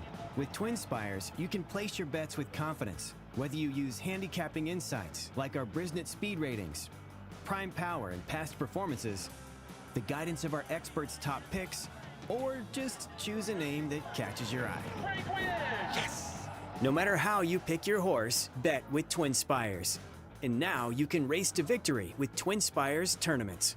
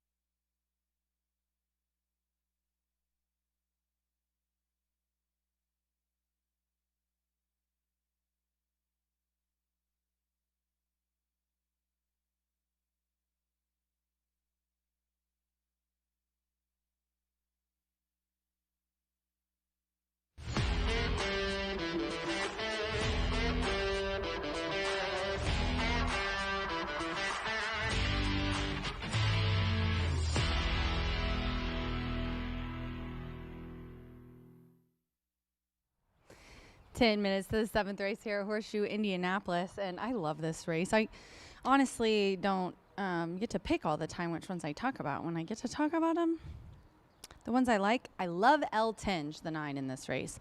Now, it was written for a mile on the grass. We're going on a mile in the dirt today. It's a 3-year-old and up allowance. Now, I've been tracking some of the payouts, you guys, and it's been long shots again. I didn't have all of them, but we did just have that $20 winner. Obviously, the first race was an upset of $9.20. The second race was another $20 winner. Then there was a couple of nice ones, second or third choices. But yeah, it's been kind of long shots here. But 6-5 on El Tinge. Now El Tinge is my girl that I had picked on in a stakes day. It might have been undercard stake on Derby Day. I can't specifically remember, but she was kind of my lock that day, and she got loose, and the girl ran 4 races around this track in the span of 2 minutes. I mean, I've never seen such a feat. And most probably analysts, that would turn them off, but I loved it. I mean, yeah, it was not a good situation, don't get me wrong, but watching her that day evade John and Wes. Sorry, guys, by the way, the Outriders. I do love both John and Wes, but yeah, she evaded them about 4 times. She's got speed. She mainly tore it up on sprints. So she, second on debut, broke the maiden with Marcelino, who was up again today, and then she got second in the back home. Well, then they switched it up to 2 turns on the dirt in the Miss Indiana. She wasn't even 4th. I'm just really interested to see what she does here, second time routing, and also first time out for 2026.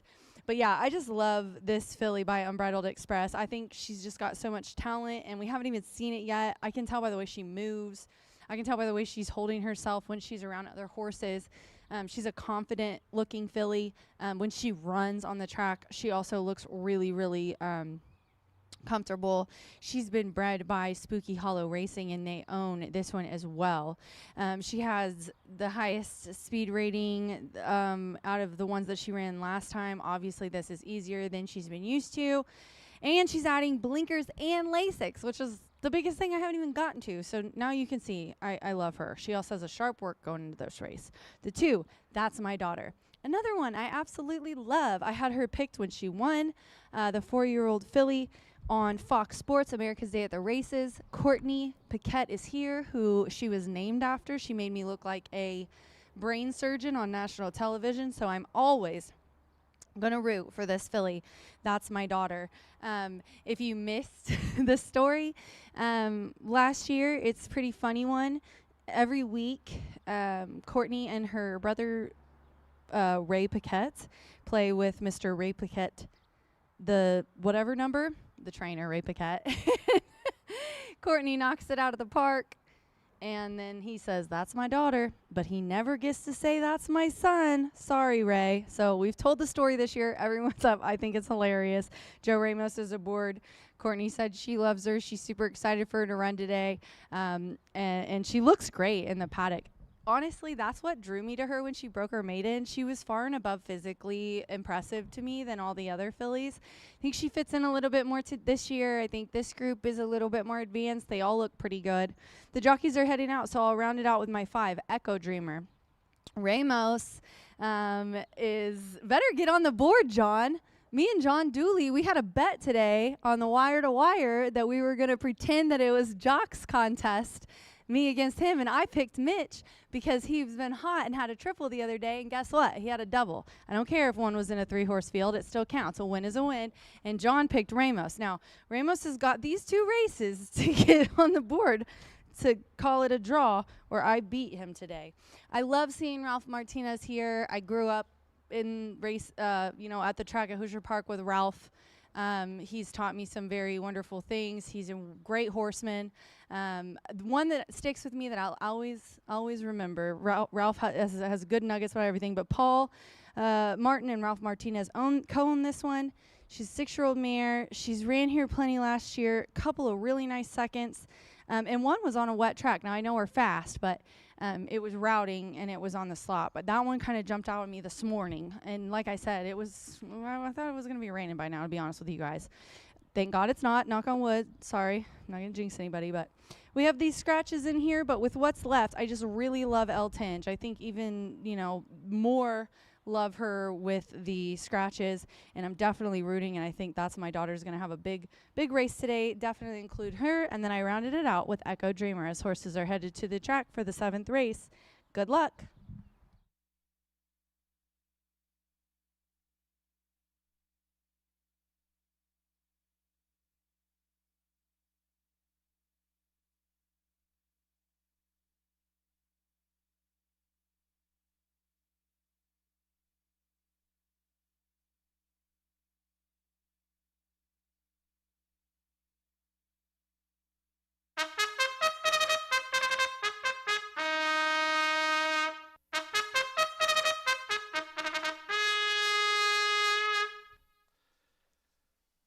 The horses called postward for the 7th race. Race 7 of 9 here on a Jockey's Agent contest day at the track. This one on the main at 1 mile and 70 yards. It's one of 3 taken off the turf course. Fast track, note the distance here now, 1 mile, 70 yards. 7 start. Scratch 1, Tamarack Square. 6, Sweet Jana Elise. Take out 7, Band. Scratch the 8, Pretty on the Prairie. 12, Goody Two Socks, and 13, Jay's Naughty Kitten has also been withdrawn. Scratch the 1, 6, 7, 8, 12, and the number 13. No rider changes. Number 3, Over and Above, plus 2 pounds. Exacta, Trifecta, Superfecta. The 10-cent Grand High 5 Pentafecta featured. 7 to face starter, Oscar Quiros. This starts our final pick 3 on the card. Fast track. First half of the $5 last call. Late thoroughbred double. 3 minutes to post time. 3 minutes.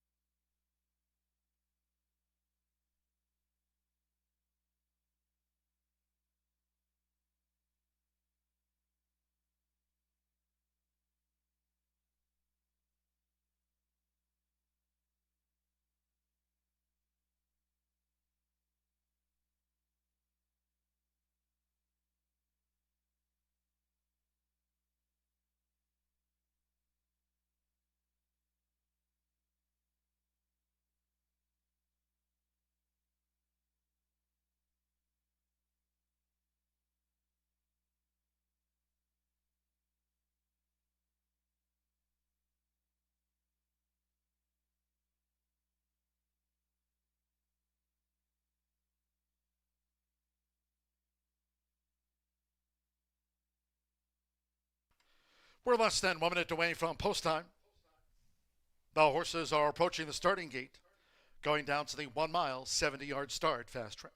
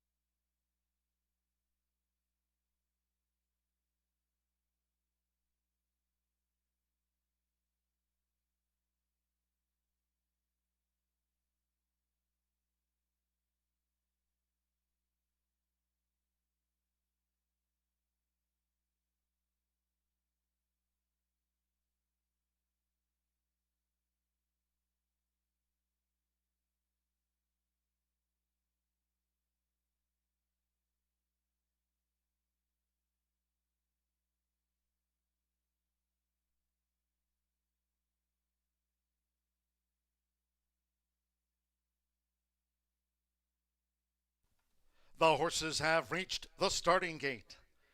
It is now post time.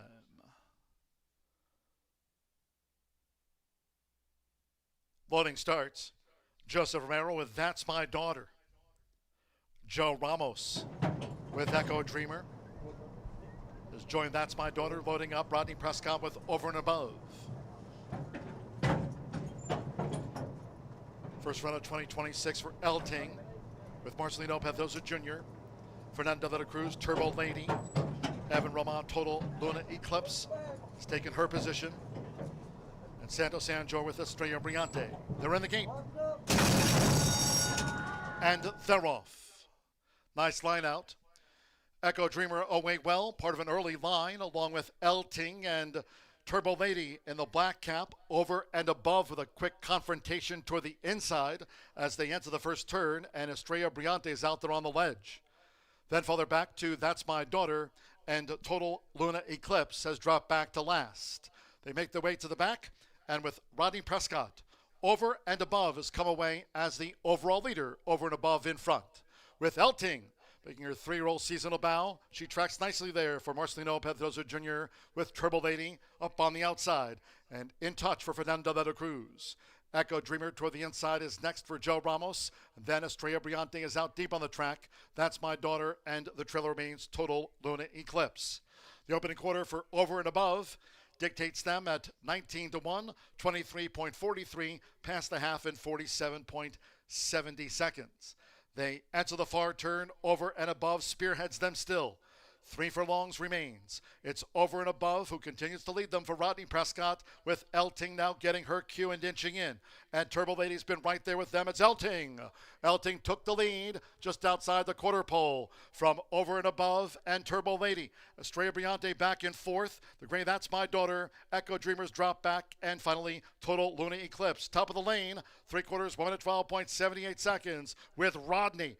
Over and Above is holding on to this advantage. Has a length and a half buffer zone over Elting, second gamely, past the 16th. And then That's My Daughter and Turbo Lady. Over and Above, wire to wire, holds Elting. Third's close between Turbo Lady and That's My Daughter. Estrella Brillante finished back in fifth.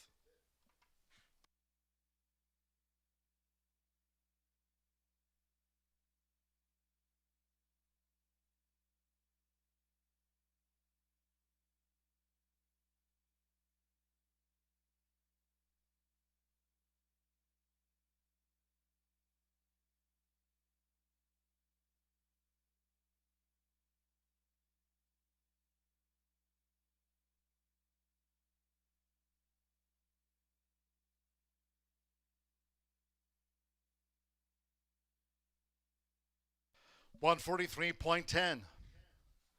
3-9, and then a show photo. Stand by for the third and fourth from the judges. 3 Over and Above.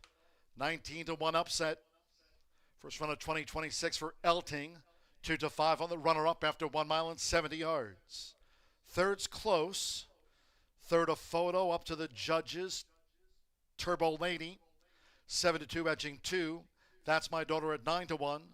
Estrella Briante, 12-1, getting into the frame for the Grand High 5. We trailed back to Total Luna Eclipse. Never really picked up. 19-1. She was making her seasonal bow. Armbridled Express Filly. Over and above, Rodney Prescott. Well-honed return for Shannon McGovern. Over and above at 19-1 odds.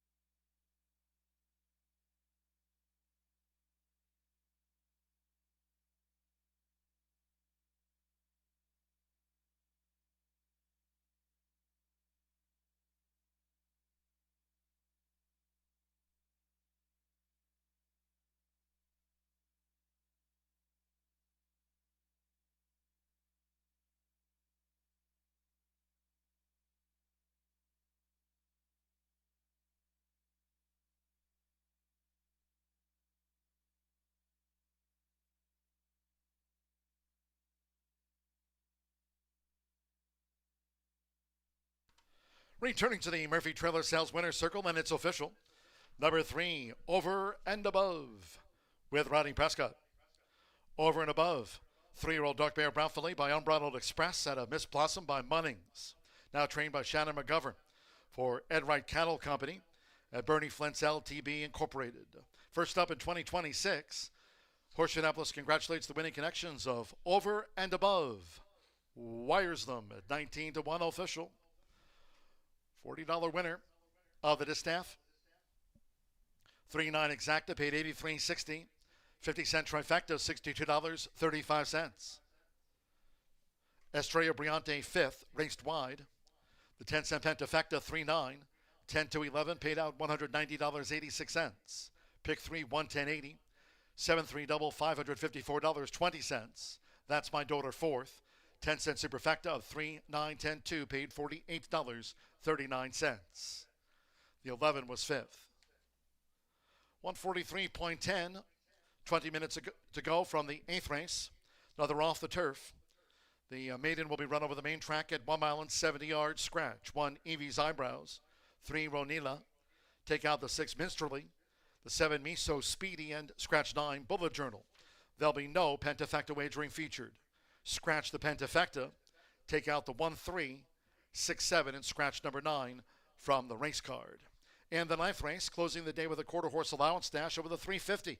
Fast track. In the 9th, number 8, Gold King's Money, the jockey German Rodriguez. German Rodriguez rides 8, Gold King's Money in the closer. Fast track. Maiden next, exacta, trifecta, superfecta. Start of the final double of the day. Post time, 5:50. Reminding all of our Horseshoe Indianapolis faithful, next 2 race cards, Wednesday and Thursday. That's the week. Wednesday and Thursday post time, 2:10 in town.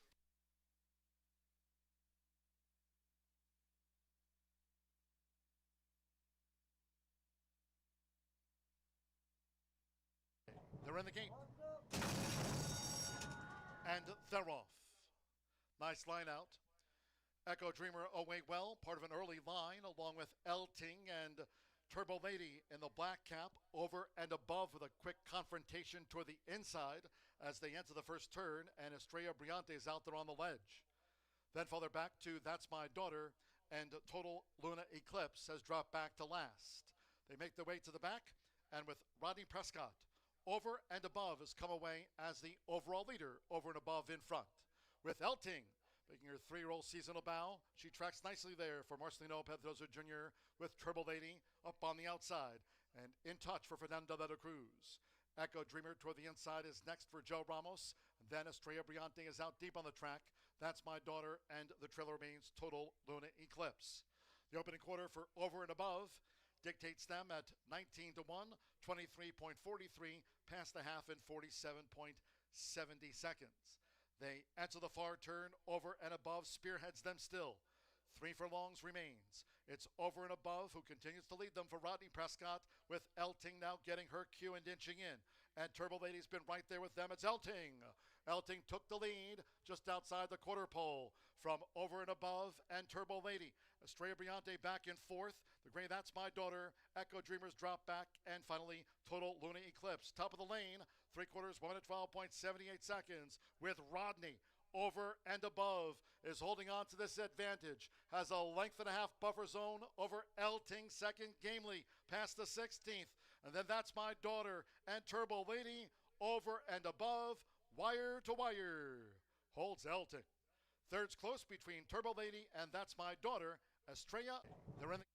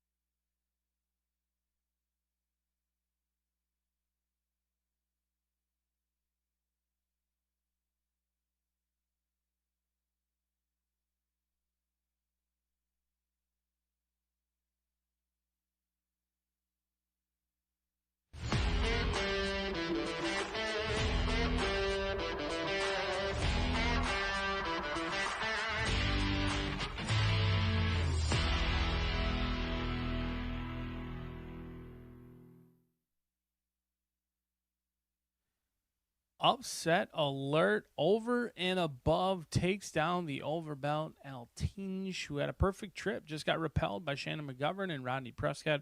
Over and Above returns $40 and a pretty handsome exacta, trifecta, and pentafecta in there as well. All it takes is one minor upset, and we're looking at some decent payouts in those pick 4s and pick 5s, overcoming a 3-horse field to kick off that Itoba pick 4, and still very generous payouts. Now, this was another race that was originally carded for the turf, so bear with us that only 6 of the 11 do remain. 1 mile and 70 yards in here. I'm going to look no further than your inside runner with Click Here for Contreras Stables. They own and train Click Here with Manny Esquivel aboard. This jockey-trainer combination has been sizzling here at Horseshoe Indianapolis, winning at upwards of 33%. They have been extremely hot, bringing some nice runners home to roost here in the winner's circle at Horseshoe Indianapolis. Second start off of the layoff. Stretches out for the first time in some time. In fact, it's been since January, in which they tried 1.25 miles, and that was under the guidance of Jordan Blair. But this is fairly simple, at least in my eyes. Cipriano claiming elsewhere, coming to Horseshoe Indianapolis and picking up his paycheck and having himself a very nice animal. It's really as simple as that. I thought they ran well against Raspberry here on May 6th. Now, it is a short turnaround, only 13 days between races. They were beaten by a very well-meant winner in Raspberry, who just kind of ran away and hid on the front end that day, in which never looked back after getting the lead. They just kind of ultimately crushed that field. But Click Here was clear some of the other runners in there, and I thought chased admirably. And based on what Jordan Blair thought, then this horse should handle more distance and should be even better suited. And I don't mind the inside as well, as Manny Esquivel winning 30% here at Horseshoe Indy. I think this is your main upsetter in what could be a wide-open race. But if you're looking for true long shots, how about Live Life? Vincent Cheminot coming in for what I believe to be his only mount of the day. Now, understanding this horse wanted to be on the turf course, as they all did. However, Horacio De Paz is winning at 16% around the nation, doing very well also here at Horseshoe Indianapolis. This one most recently seen at Laurel, home of the Preakness Stakes, now running a good third-place finish last time out, April 12th. Has been given some time between, had every opportunity to scratch out of this race, but they ultimately wanted to stay in here on the main track, and Ignacio Correas, Nacho, thought that this one was good enough to debut on the dirt, and actually ran against Essential Coffee way back when, debuting 7 furlongs on the dirt. Since then, they faced some tough ones. Resplendence also ran in the South Philly side as well. So been in tougher races, comes in. The dirt is a little bit of a question mark, but I think a live long shot in here at 6-1. And while most would believe that I'm going to go to Long Live with Selective LLC, who also own Chop Chop and your Kentucky Derby champion Jose Ortiz, I'm going to continue with the long shot trend. Gabriel Saez on Ability, a 4-year-old filly who, despite breaking from post number 11, is really not going to be hung out that wide. Only 6 go into the gate, so 6 wide is as wide as they can go into that first turn, and this is a horse who has shown tactical speed, and I wouldn't be surprised if they try and put this one on the lead after that 6.5 furlong race over at Turfway. I believe that they will try and cross and clear and see how far they can take them on the stretch out. The dirt is the unknown, but has been training consistently over at the training track over in Louisville as well, and another one who could have easily scratched out, found a different spot either at Churchill or elsewhere, but they want to go in here 10-1 on the board. But right now, all the rage in the betting pool is your first-time starter, a 3-year-old filly who went through the sales ring at Keeneland for $475,000. Long Live, something we should all hope to aspire to. Brad Cox winning at an excellent rate here at Horseshoe Indianapolis, 27% around the country, 20% here locally. Has been training at Payson, and thanks to the World Wide Web, was fortunate to see this horse train, and I thought was kind of hard-ridden, asked along, still maybe learning and figuring things out both mentally and physically. While they were outworked down at Payson Park, ultimately they were outworked by a horse who just won very impressively at Belmont. So make what you want of that. It wasn't visually impressive, but the stablemate they worked against did come back to win up in New York. They will debut with Lasix today, but it's a hard way around them right now. If you can settle for 4-5, you are smarter than me on the first-time starter Long Live, who wanted to debut on the turf, but they'll get a race into him on the dirt at 4-5. A play against for me, but you've got all the puzzle pieces. Now it's time for you to put that puzzle together as they head out for race number 8, 5 minutes from now. Good night and good luck.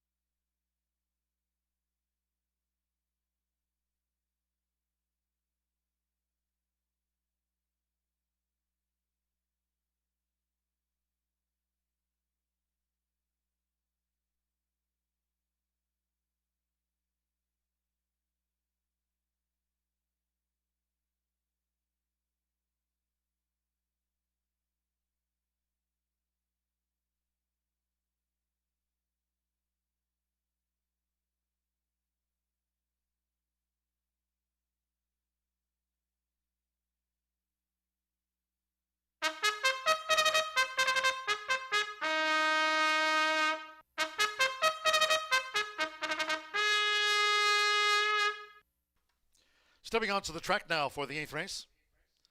This maiden will be run on the main track at Bum Island 70 yards with a field of 6. Main track fast here, scratch 1, Amy's Eyebrows, 3, Ronila, 6, Minstrelly. Take out the 7, Me So Speedy, and scratch 9, Bullet Journal. Scratch the 1-3, 6-7, number 9, No Pentafecta wagering featured. Exacta Trifecta, there is the 10-cent Superfecta. This starts the final double. Noting in the 9th, that's a quarter horse allowance dash over the 350. 9th race, no scratches, 8, Gold King's Money. German Rodriguez rides the 8, Gold King's Money.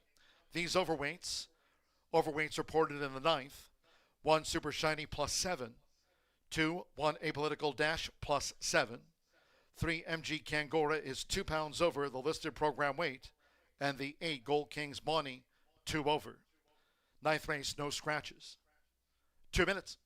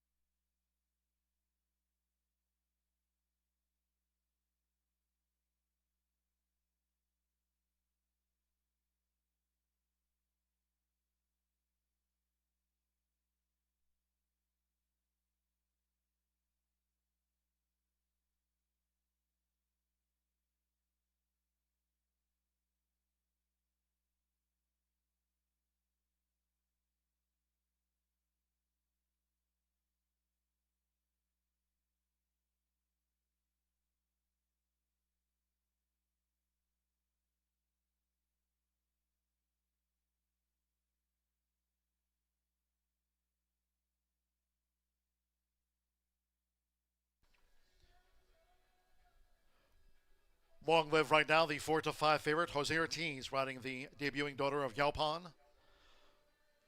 4-5 on Long Live. It's 9-2 on Live Life. Senora Doro, 9-2 on Click Here, would be a hat trick for Manny Esquivel. Long Live 4-5 favorite. The horses are approaching the starting gate.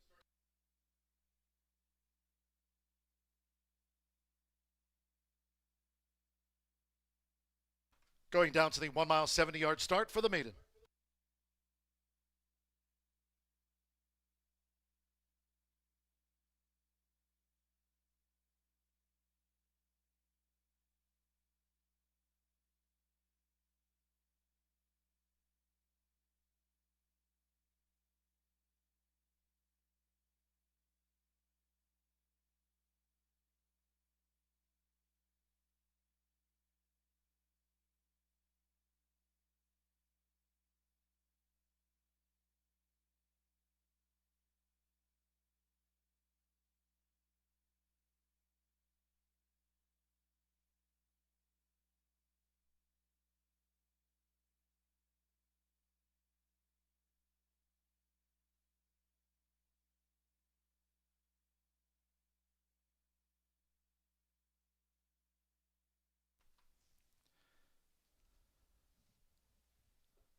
The horses have reached the starting gate. It is now post time. Samuel Bermudez with Lazy Y Legacy. Click Here, Manny Esquivel. A couple of wins on the card. Loading for the maiden, Vincent Chaminot with Live Life.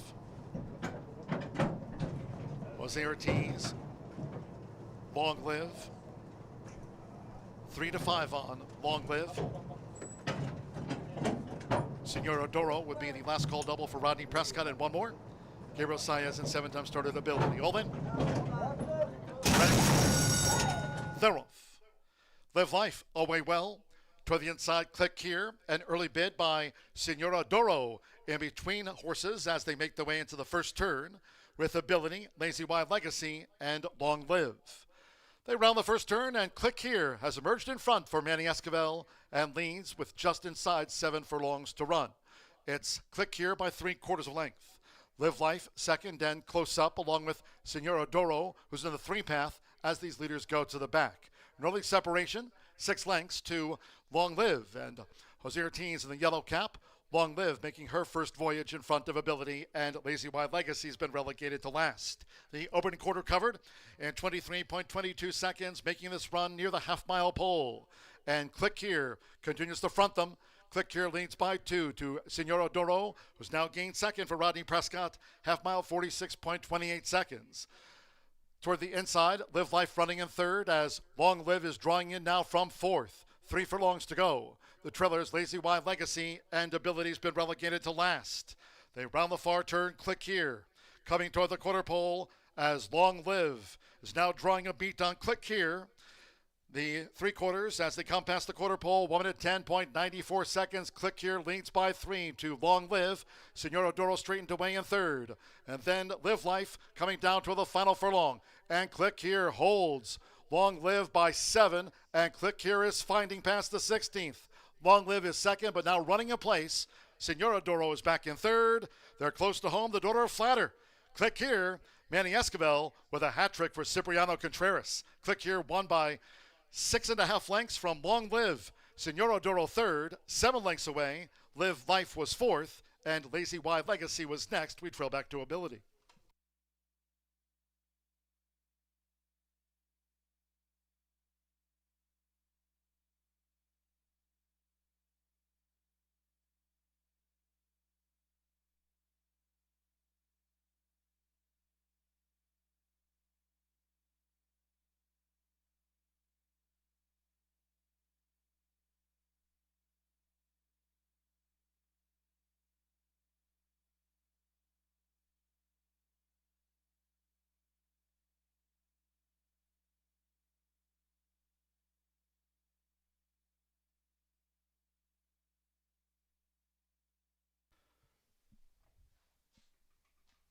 $142.49 after the maiden distaff. 142.49, 210.54, the unofficial. There's 2. Click Here. Flatter filly, well cleared, 3-1.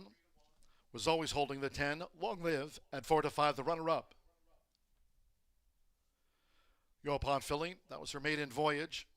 Long Live, silver medal to Click Here. 5 Senora Doro at 7-1 was third. And the 4 Live Life at 4-1 getting into the frame. It's 210.54. Manny Esquivel wins 3, all for Cipriano Contreras on the Tuesday card. It's Click Here. Here at 3-1.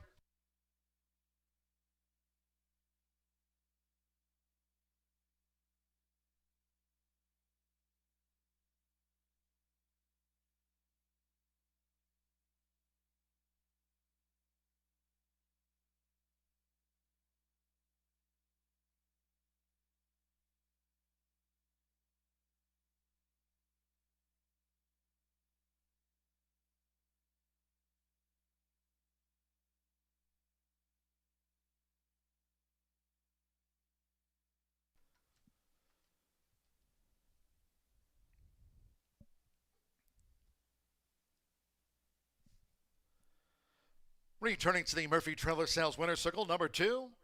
Click Here. Manny Esquivel for 3. Click Here is a 4-year-old Chestnut filly by Flatter at a bridle arch by Arch. 3 wins for Cipriano Contreras, teaming with Manny. The winner for Contreras Stable Incorporated and William Roundtree's Coaches Stable LLC. Horseshoe Indianapolis congratulates the winning connections of Click Here, getting off the mark in her 9th career start. She takes out the maiden distaff in a time of 142.49.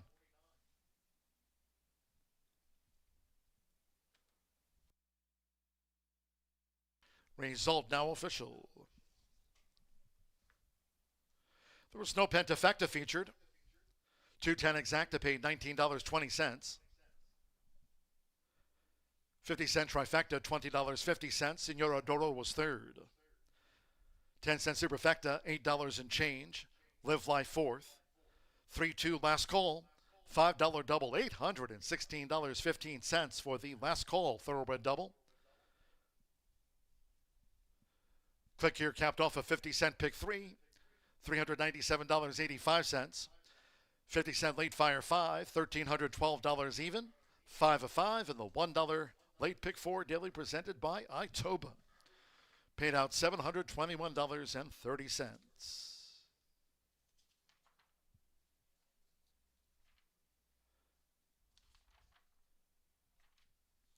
142.49, 18 minutes away from the finale with a revised post time. 9th race, quarter horse allowance dash over the 350. Fast track. No scratches, 8 Gold Kings Bonnie. German Rodriguez rides the 8 Gold Kings Bonnie.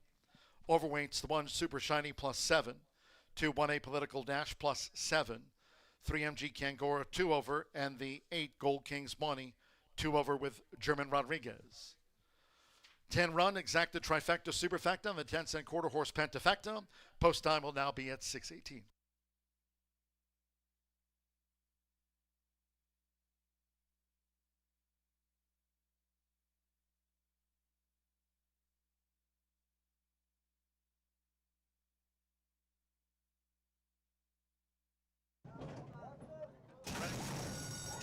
They're off. Live Life, away well. Toward the inside, Click Here, an early bid by Senora Doro in between horses as they make their way into the first turn with Ability, Lazy Wild Legacy, and Long Live. They round the first turn, and Click Here has emerged in front for Manny Esquivel and leads with just inside 7 furlongs to run. It's Click Here by 3/4 length. Live Life second and close up along with Senora Doro, who's in the 3 path as these leaders go to the back. An early separation, 6 lengths to Long Live, and Jose Ortiz in the yellow cap. Long Live making her first voyage in front of Ability, and Lazy Wild Legacy has been relegated to last. The opening quarter covered in 23.22 seconds, making this run near the half-mile pole. And Click Here continues to front them. Click Here leads by 2 to Senora Doro, who's now gained second for Rodney Prescott. Half-mile, 46.28 seconds. toward the inside. Live Life running in third as Long Live is drawing in now from fourth. 3 furlongs to go. The trailers, Lazy Wide Legacy and Ability's been relegated to last. They round the far turn, Click Here. Coming toward the quarter pole as Long Live is now drawing a beat on Click Here. The 3/4 as they come past the quarter pole, 1 minute 10.94 seconds. Click Here leads by 3 to Long Live. Senora Doro straightened away in third. And then Live Life coming down to the final furlong. And Click Here holds. Long Live by 7. And Click Here is finding past the 16th. Long Live is second, but now running in place. Senora Doro is back in third. They're close to home. The Daughter of Flatter. Click Here. Manny Escobar with a hat trick for Cipriano Contreras. Click Here won by 6.5 lengths from Long Live. Senora Doro third, 7 lengths away. Live Life was fourth, and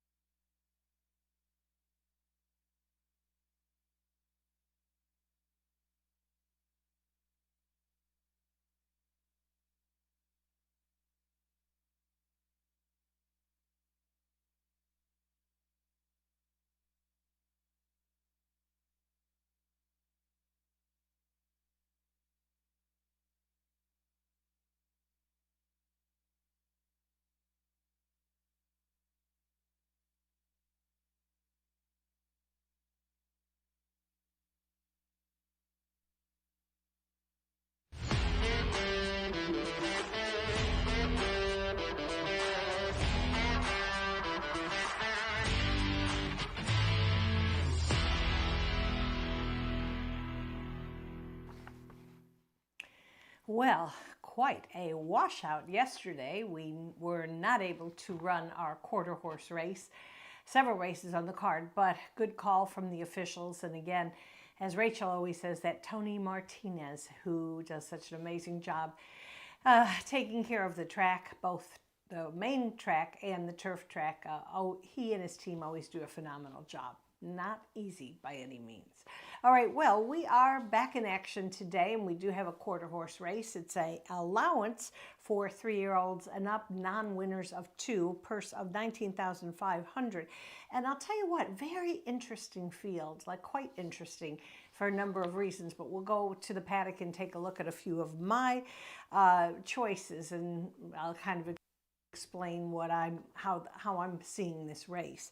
All right, I'm going to begin with number 5, and that's Disco Lady, who I think faced some pretty tough rivals in her five previous starts here at Horseshoe Indianapolis. She had raced at Prairie Meadows and I think even Remington, but last year she spent quite a few months here under the care of trainer Ricardo Martinez. I love her pedigree. She's sired by Tempting Dash. That's the daddy of Kiss My Hawks. And then her dam, she's out of a Spit Curl Jess mare. If you follow racing at Remington, Oklahoma, you've seen Spit Curl Jess and all the progeny up there. Very, very speedy horses. Anyway, this mare prepped for her 4-year-old debut with a real nice bullet work that was on April 13th. Rider Martin Munoz, 75% in the money already this season. And that work, that bullet work, 220 yards, was in 11.33 seconds. That was the fastest of 9 workers that day. So pretty good stuff for Disco Lady heading into this race. All right, let's go next to number 1, and that's Super Shiny, a 3-year-old filly bred by California horseman Steve Burns. This guy is amazing. He's been AQHA champion breeder on a number of occasions, and I really think this filly, she's a 3-year-old filly, I think she's bred in California. She's got the opportunity to outrun her odds today in our finale. She broke her maiden here last August, and she exits a runner-up finish in the 30,000 Governor's Stake Juvenile. That's the open futurity that we run, and then the 11th through the 20th horses get into the consolation. Trainer Tony Cunningham is going to utilize the flipping halter, get this filly a little more settled in the gate. He'll give a leg up to rider Saul Ramirez. As far as her pedigree, she's sired by a horse that I'm very familiar with from my Louisiana days, MP Shining. 11 races won, including the LQHBA Louisiana Million Futurity. So very accomplished stallion and producing some real nice horses. All right, we definitely have a bunch of nice, it's not for fillies and mares, it's open, but we got some good fillies and mares in this race. And I'm going to go next to number 4, Keeney's Final Gift. A lot of experience at the allowance level. She's going to make her 12th career start for breeder owner James Ray Black, and now she's in the barn of trainer Raul de la Mora.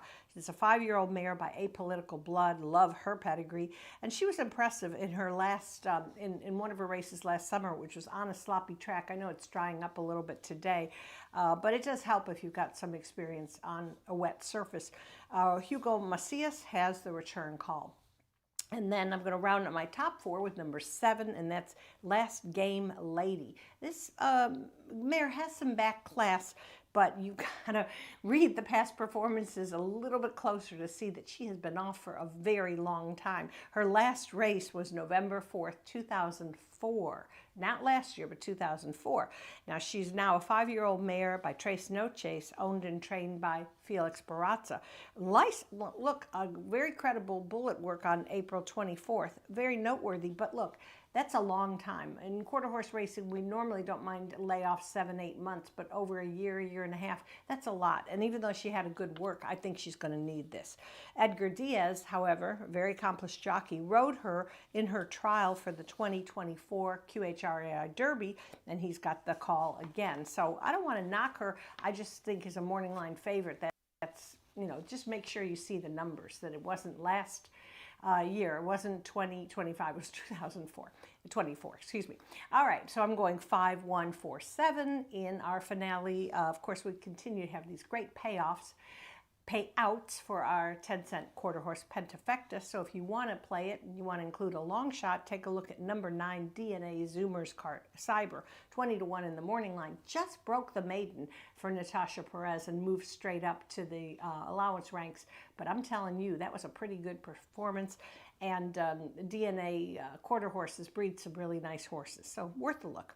All right, well, good luck to all. And our finale today will be back Wednesday and Thursday. And don't forget, Monday, special Memorial Day card. We get going at noon, so come early, enjoy all the festivities.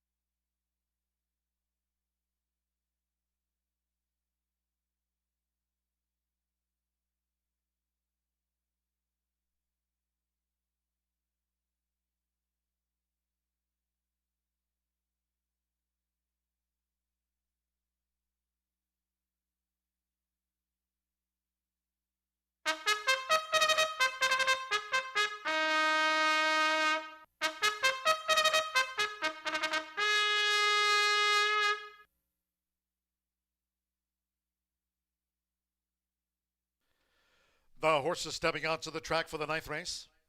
Closing the card with a quarter horse allowance dash. Nice one this over the 350 yards. Fast track. All 10 start.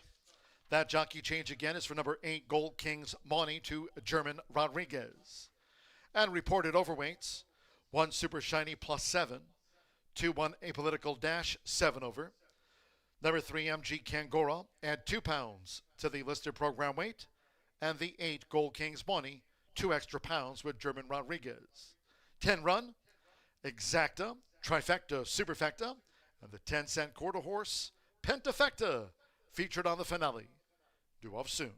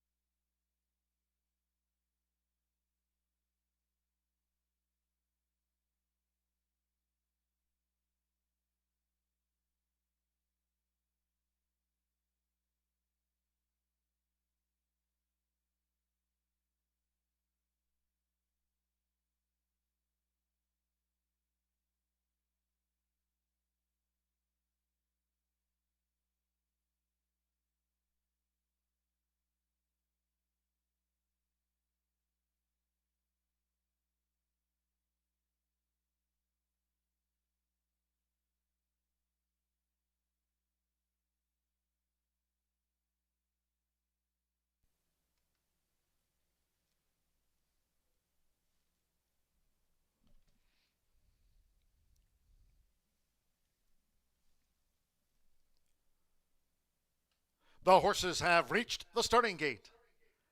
It is now post time. Super Shiny uses a flipping halter. Has joined Jess New. Last Game Lady taking her spot in the stalls.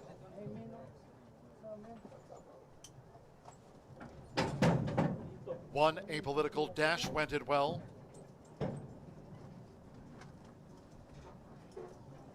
Gold King's money. MG Kangora, up comes Keeney's Final Gift. DNA Zoomer's Cyber went it well. Keeney's Final Gift joined two back.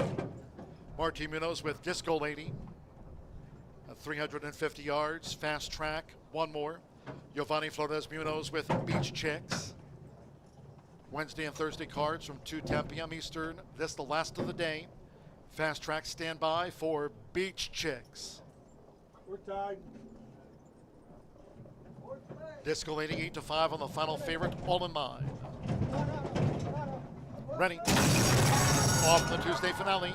Disco Lady away well. Here comes a charge from Last Game Lady past the 220 toward the inside of the Calbred filly. Super Shiny with one Apolitical Dash. It's Disco Lady. Disco Lady coming to the forefront from Martin Muniz. Disco Lady moving and grooving to the finish. Disco Lady over Last Game Lady. D-Day Zoomer Cyber joined them. MG Kangora and one Apolitical Dash was next.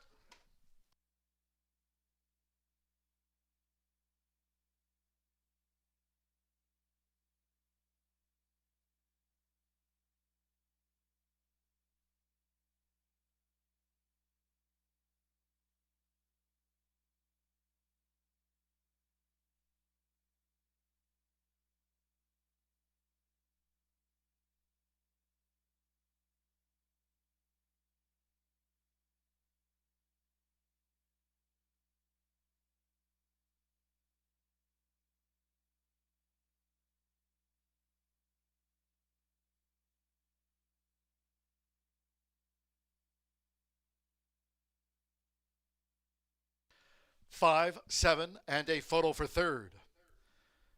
DNA Zoomer Cyber with MG Kangora, one Apolitical Dash Beach Tricks. Jess New Super Shiny the Calbred filly. Keeney's Final Gift and Gold King's Money last home. 5-7, then a show photo 5, Disco Lady. First run of 2026, 8-5 final favorite takes it out after 350 yards. Number 7, Last Game Lady was second to Disco Lady. Stand by for the third, fourth, and fifth, and the official after race 9.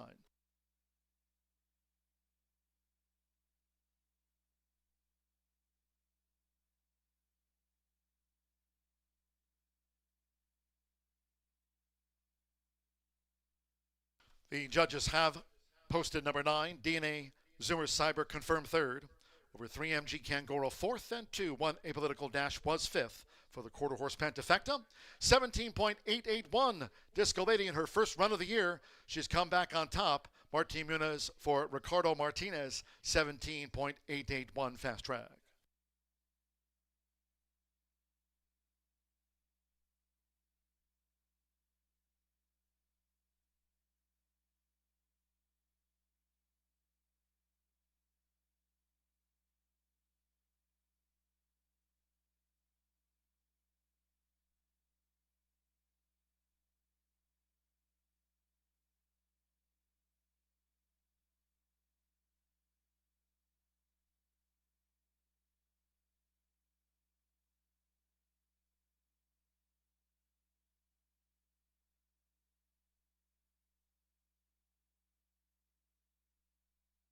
Result official, 5-7 exacta paid $26.60. 50-cent trifecta, $58.60. 2-5 double paid $30.20. 10-cent superfecta, 5-7-9-3 paid out $124.23. Final pick 3 of the day, 3-2-5, $93.55. The 10-cent quarter horse Pentafecta returned $612.23. In the Murphy Trailer Sales winner's circle as the rain comes down now. After the last of the day, number 5, Disco Lady with Martin Munoz.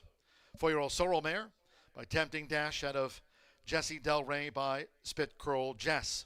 Ricardo Martinez trains for Ana S. Muniz Lopez. The winner was bred in Texas by Aaron Harvey. Horseshoe Indianapolis congratulates the winning connections of Disco Lady. She takes out her 4-year-old seasonal bow in a time of 17.881. With it now pouring, that concludes our live racing program for today, just in the nick of time. Live racing resumes on Wednesday, Thursday cards from 2:10 p.m. here in town. Until then, for all of us here at Horseshoe Indianapolis, it's been my pleasure today from the broadcast booth. Drive home safely. Track announcer John G. Dooley saying good night.